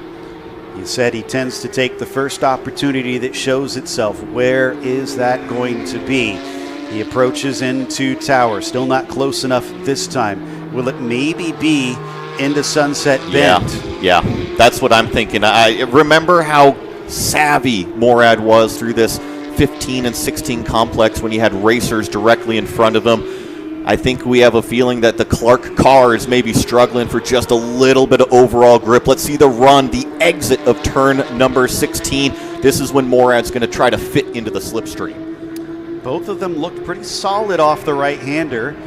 You watch to see if that gap starts to close as they approach the entry. It gets to within about 3 car lengths between them, down to just 1 car length under braking. That's not near enough on the way in. What about on the way out as they try to get the throttle down over the bumps towards turn 1? He's got a terrific run. We've seen lots of aggressive moves to the outside of turn number 1. Which way does Clark decide to defend? The over-under on the inside here. Here comes Daniel Morad. He gets to the apex. He steals away the lead with 8 minutes remaining. Absolutely phenomenal stuff. Looks like he struggled a little bit coming off the corner. He has to cover the inside as Clark tries to strike back. no dice. Daniel Morad is your new leader in the 260. Again, a little bit of a look underneath from Clark off the exit of turn 5. Perfectly played from Morad. That is okay. Leave the door open. Clark took the bait to the inside. It killed his exit, and look at the gap that Morad has going into the brake zone at turn number 7. He knew exactly what he was doing. Now does he take off from here, now that it looks like he's dealt with the fight back? As that was happening, I've been keeping an eye on Tartaglione. He's been not quite as quick compared to Lewis as we saw before, but it is down to about half a second. So the Cayman Am lead is potentially on, but it seems like now that Reggie's caught him, he's having a little bit of a harder time taking that 75. This has been an impressive drive here from this red number 260 car, and of course we can't forget about his co-driver either, Roberto Titino, putting this car on pole position overall earlier today, starting the race. And yes, he dropped back a couple positions, but that is okay if you ask me. He kept a clean car, he kept care of his equipment, and he obviously handed it over to his co-driver in fantastic condition. Well, right when I say that Tartaglione was having a rough time, it looks like he's already overtaken Lewis, if our timing and scoring is to be believed. And he's distanced himself by 2 seconds, so I wonder if Justin had a little bit of a mistake in there that helped service that one. So the 59 back up to the lead, not letting a penalty slow them down. And as we watch our leaders, I noticed something else. I saw that Charles Espenlaub was able to get around Tyler Hoffman, and that's for that second place in the AM class. Excellent stuff. You can't give up until the end. There's still 6 minutes left to go. Morad distances himself by about 1.3 seconds over Daniel Clark. This all ahead of Jared Thomas in the 281, looking to hold down that third step after picking it up from Chris Hutter. He'll be proud of that one. Andy Lee, unfortunately, I think with 4 seconds to make up, I doubt we'll see him be able to try and fight for that final step on the podium. If he is quicker, it'll be too little too late.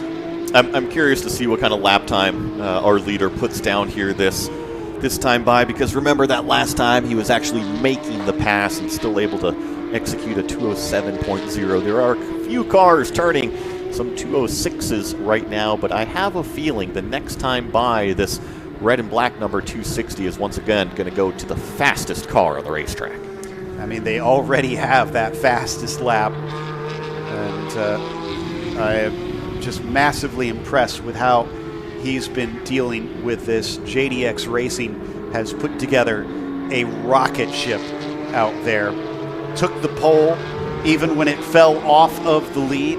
Daniel Morad raced it back to the front with multiple overtakes in the process. It's not just the fact that he cut down on that lead, but I think he came from, what was it, about 5th or so after pit stops? And remember, even right here on the back straightaway, he had to give up a few car positions as well.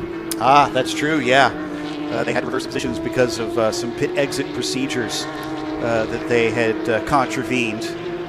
So, again, it seems like our leaders both in the Cup Pro Am and the Cup Am have overcome adversity here today.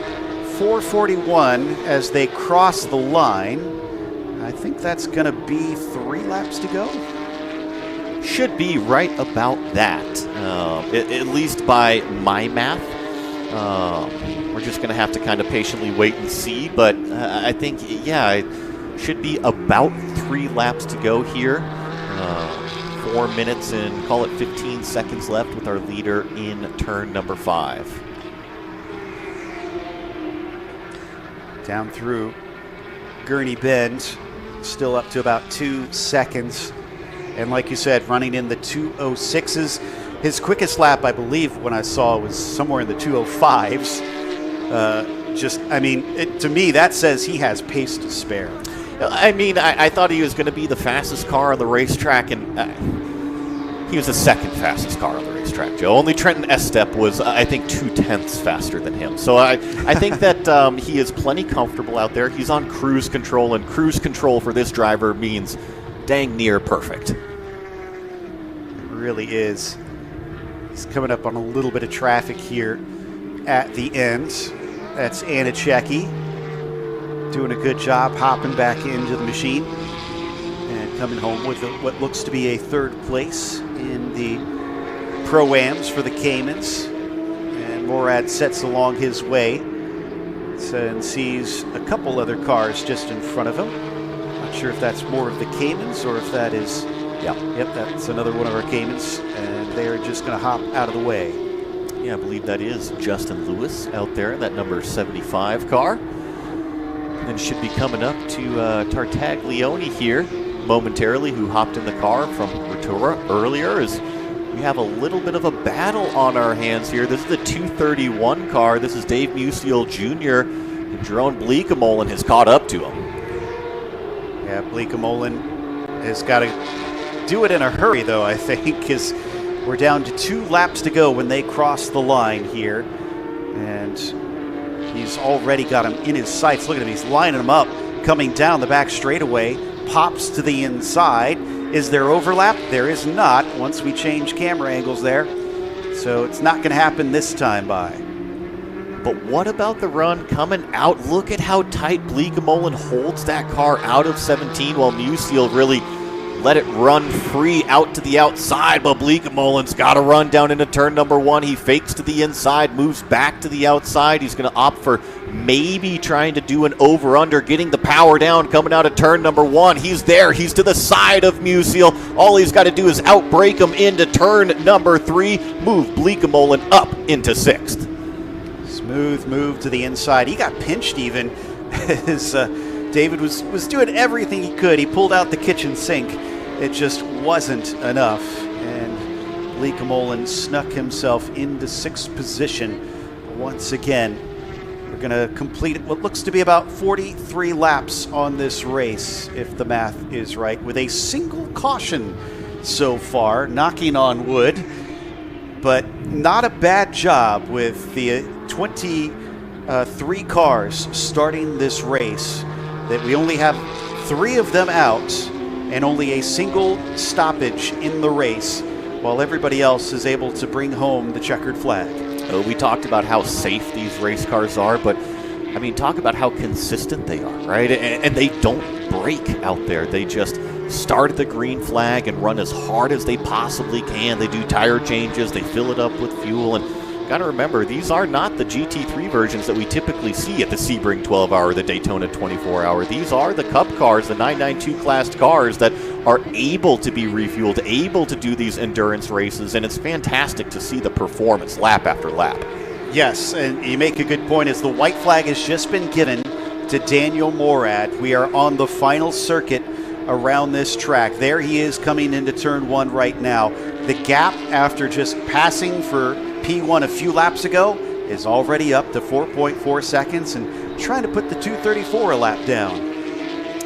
207.0 out of our leader that last time by. Still one of the fastest cars on the racetrack. He doesn't have to worry about anything in his rearview mirror. He has already accomplished his goal of cutting that gap down, stealing away the lead, and now he's just got a clear windshield of maybe a lapped car in front of him. That's nothing to worry about, especially with a 4.4 second lead. Kind of curious to see whether or not we'll have another pass between Bleekemolen and Musial Jr. with as close as those two have been. There's a couple fights that have closed in right at the very end of this race. Lee and Estep are only about a second and a half, I guess about 2 seconds apart, it looks like, on the tower. But you can't give enough praise to both Daniel Morad and the likes of Roberto Totino, who didn't let anything get them down in this race. And even when they had setbacks, they kept their nose to the grindstone. They made sure and made up for the losses, used the speed that was available. And now they are getting ready to complete the first endurance challenge race here for Porsche in North America in 2026 by taking a checkered flag. We'll get one more car right at the finish with Dumoulin there in the 234 pulling off and letting him through. Daniel Morad will exit out of Sunset Bend and add to his trophy case by including a Porsche Endurance Challenge North America from Sebring Trophy. Wonderful stuff from the 260. Down on the bottom, it is our leader in the Caymans, Andrew Davis, looking to claim another win himself. It's in that bright pink number 62 as we watched some of the 992 class field finish today's race. Dan Clark will finish in second with Jared Thomas in third. Those are all of our Pro-Am classed cars in terms of our podium finish, and we're just patiently waiting now as well for Charlie Hayes in that 992 class, the AM class for him. On to the back straightaway now. I don't know what kind of celebrations that Bill Pelichewski has, but I hope it does involve a big box of nerds, and he deserves to go on a bit of a sugar rush on this one. He and Andrew Davis did just a wonderful job out there as he comes into the final turn. Andrew Davis taking the lead with his teammate and coming home with the win here at Sebring. Beautifully driven from all of our competitors out here today. It has been a fantastic weekend of racing in Central Florida at Sebring Raceway. Have a few more here to cross the line. I believe that was Philip B. there in the 249 car. And then Charles Espenlaub going to make his way through to be second in that AM class after Charlie Hayes crossed not too long ago, claiming the victory. And we failed to notice, but I want to give a special shout. Reggie Tartaglione taking the win down in the Cayman AMs.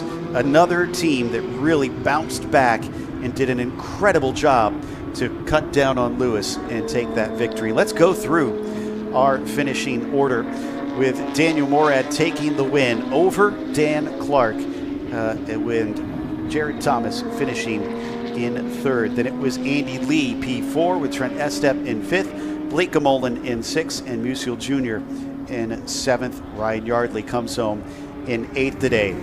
Our winner in the AMs for the Cup cars is Charlie Hayes, with Filippi finishing in ninth in his class, just behind him. Then second goes to Charles Espenlaub for those AMs.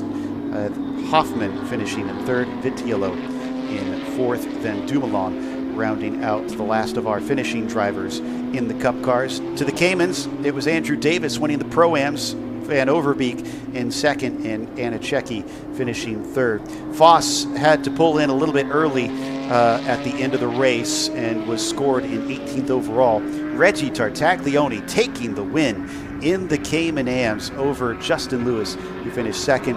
Our only three DNFs were Matt Smith, Keith McGovern, and Dan Ammon. We have our podium ceremonies coming up next. Make sure and stick around for that.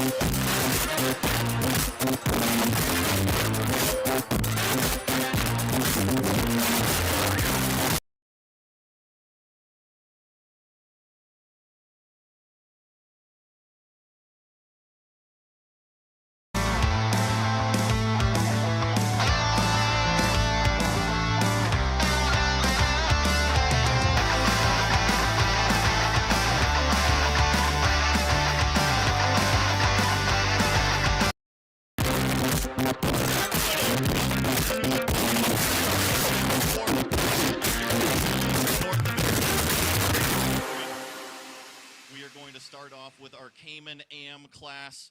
Second, driving the car, number 75, is Justin Lewis.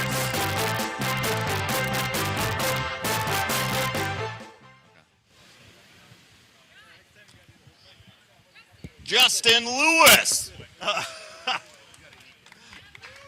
I mean, it's, yeah, I know how to do it.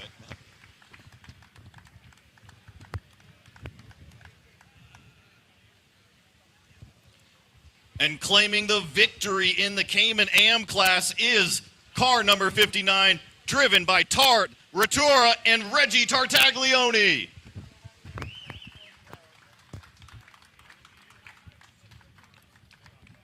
you want this? No, I can.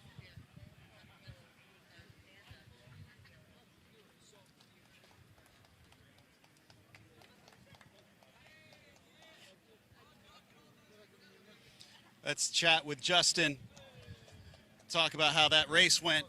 Justin, I'm sure it was a bit nerve-wracking seeing them closing in. What was going through your head as you saw that number start to come down?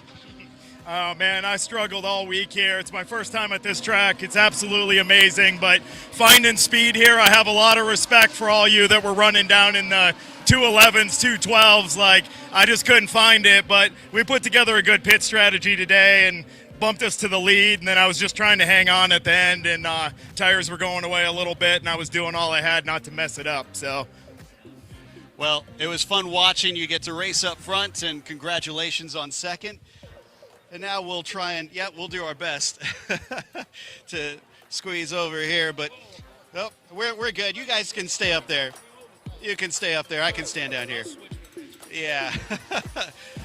Todd, you started things off. How was it like coming to the start line with all those cars all around you? It was awesome. You know, it's my first time in GT4 car, and it was just unbelievable. And, you know, trying to manage traffic, and then, you know, as the track got hotter and the car got worse, you know, I couldn't keep up with them, but I tried. So, Reggie, come on over here, because you had the hard work out there. You had the hard work out there of trying to run down and catch the lead. Were you frustrated? What was your emotions when you got the penalty, and then how did you bounce back? I really didn't think about it. I just know how to get out there and run. That's really all you can do, right? Penalty you get, you deal with it, and you move on. So I got lucky today, that's all. Thank you. You did, and not only that, you got the win in your class. How does this set you up for further races in the season? Do you have high hopes because of this? One race at a time. That's the way we do it. Thank you. Well, both did an awesome job out there. Congratulations. Let's hold those trophies up high.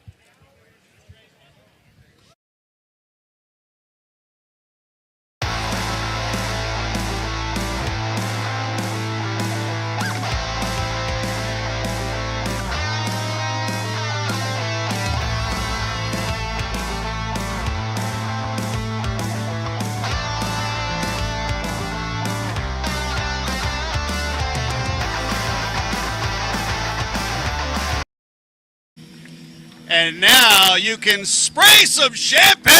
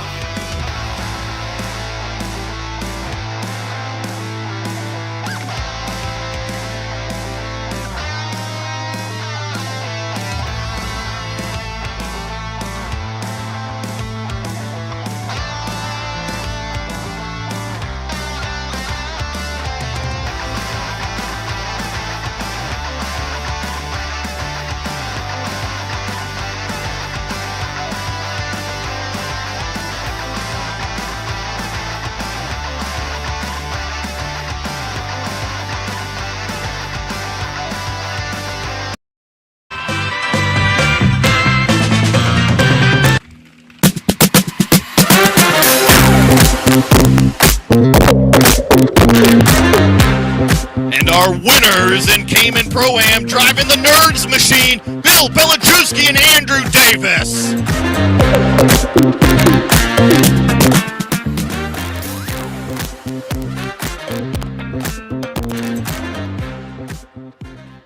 Starting off here with our third place finishers.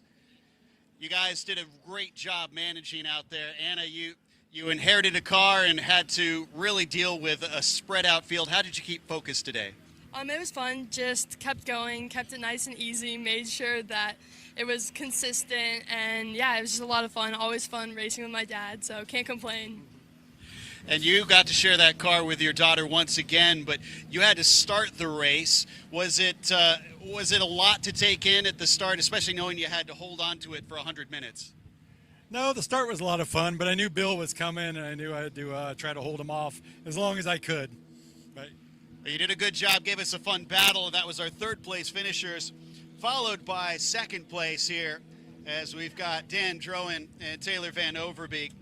Dan, you were the one that started it for your team, and you guys obviously had to find yourself a position in all of this. What was your strategy going in? Did you kind of want to let the race come to you, or did you want to be on the attack? Honestly, I was just sort of holding on to the tail a little bit first weekend, so watching a lot and trying to set the place for Taylor. So it was a lot of fun. It was fun to watch. And Taylor, you were the silver that got into the car and tried to bring it home. Do you feel pressure when you're put in that situation? Of course, there's always pressure when racing, but you just have to figure out how to deal with it, and I dealt with it, and I brought the car home, so it was a lot of fun. Brought it home with a nice second place, which takes us to our winners here today. I'll just split the middle between you guys. Coming into this one, obviously, you guys had a hard fight at the beginning with you, Bill.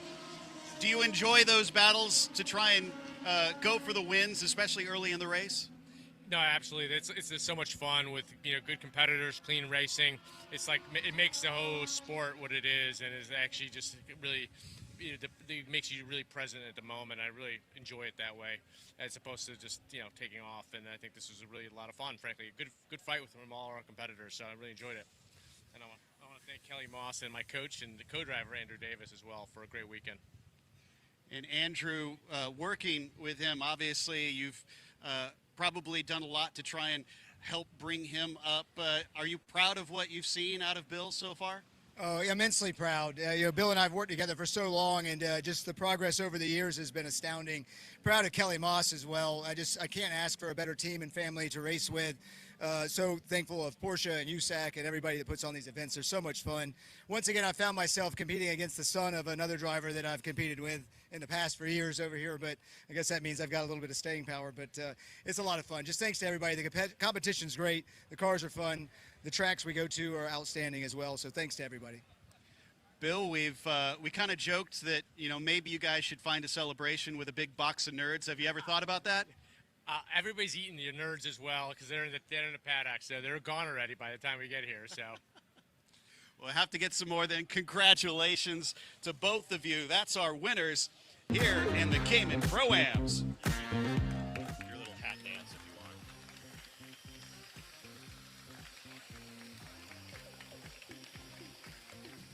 Now, if our drivers wouldn't mind swapping out to the Yokohama hats.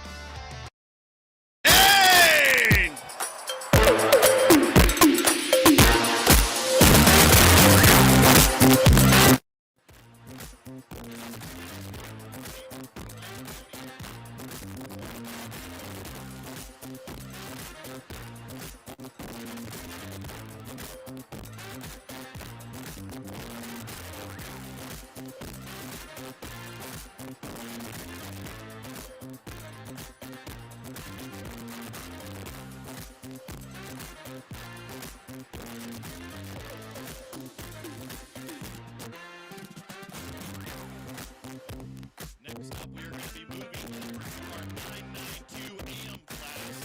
In third place, driving the 283, that is Michael Kopp and Tyler Hoffman.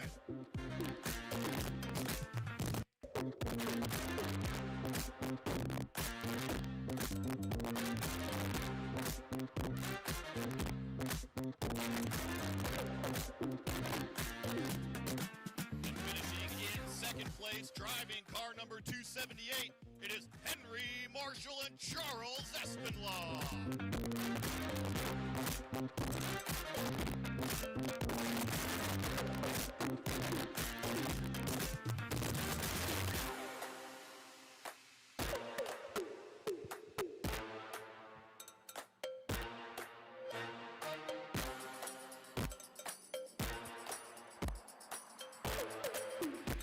And of course, our winners in the 992 AM class, driving the 251, it's Matt Dusek and Charlie Hayes.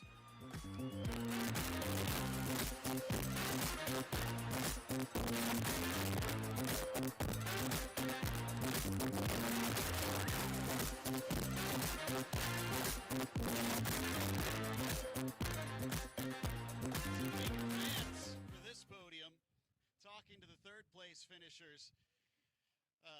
Matt, it's been fun watching you out there develop. Is this podium a big moment of pride for you? Yes, this is Mike. This first sprint challenge race. Been to Sebring many times, and all to my coach pushing me and making me work harder. As his coach, what impressed you most about this top three? He's relentless. There's no fear in him. At points, I'm like, all right, we need to slow it down a little bit. Let's get this just right. And then he just kept going. Super big charge. First time he's really been in the car. First time he's ever raced the car. First time it's for challenge, and he absolutely crushed it. I couldn't be more proud. You guys did a great job to get on to the podium today. And heading over to Charlie Espinlaw and the HM team. Well, Charlie's even going to do me a favor here. So those red shoes, how many tenths are they worth? A couple.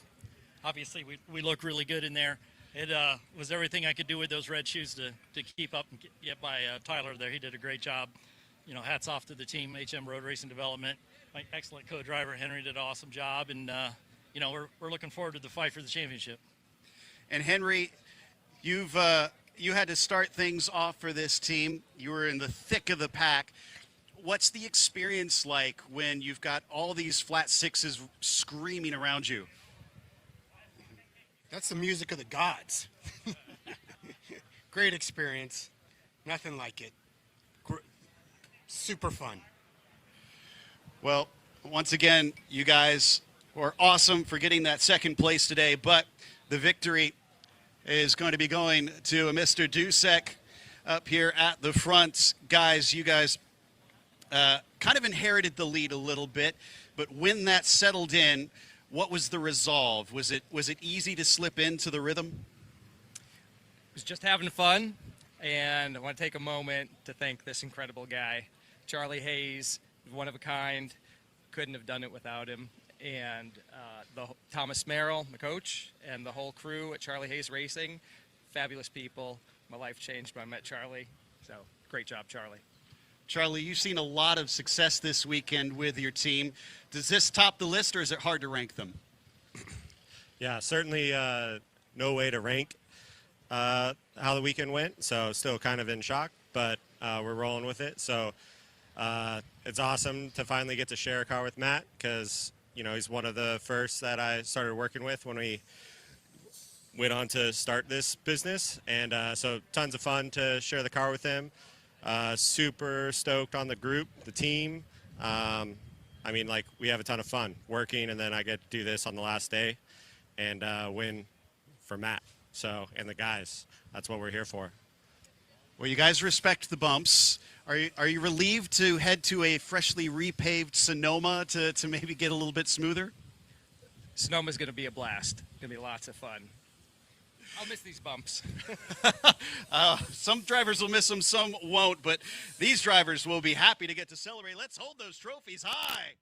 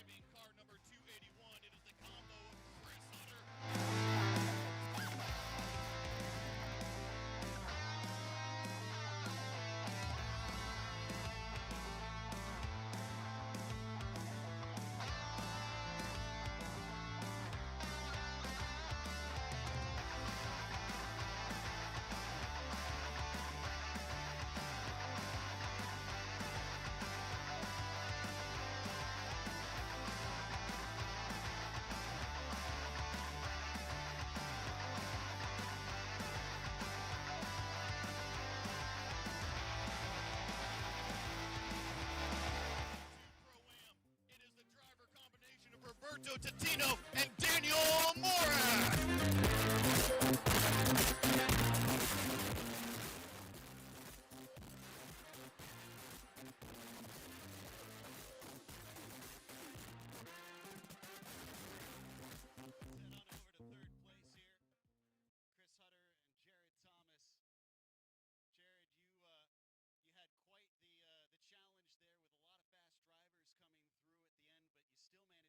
Home with third. Are you satisfied with that, or you still want to be 2 steps up? I mean, you always want to be the guy on the top step, but for what we went through this weekend and having a car that's a little patched up, hey, I'm pretty happy with that. But my co-driver did a great job in the first stint to get a couple spots, and I didn't have to do as much work. Yeah, and Chris, I mean, let's talk about that, because, my goodness, the battles you were involved in early in the race, I think you proved yourself today. Yeah, I mean, it's a battle any race. It's been a long weekend. Had some adversity with the car, but we managed through it. Jared drove great, and it was a great battle with everyone, so had a great time. Well, wonderful work, getting yourself a 3rd place. Heading over to the Kelly Moss team. Blake McGovern and our drivers have found ourselves Daniel Clark as well. On the 2nd step, Daniel, at the end there, you saw Daniel coming, Did you feel like you could hold him off, or were you kind of resigned to it?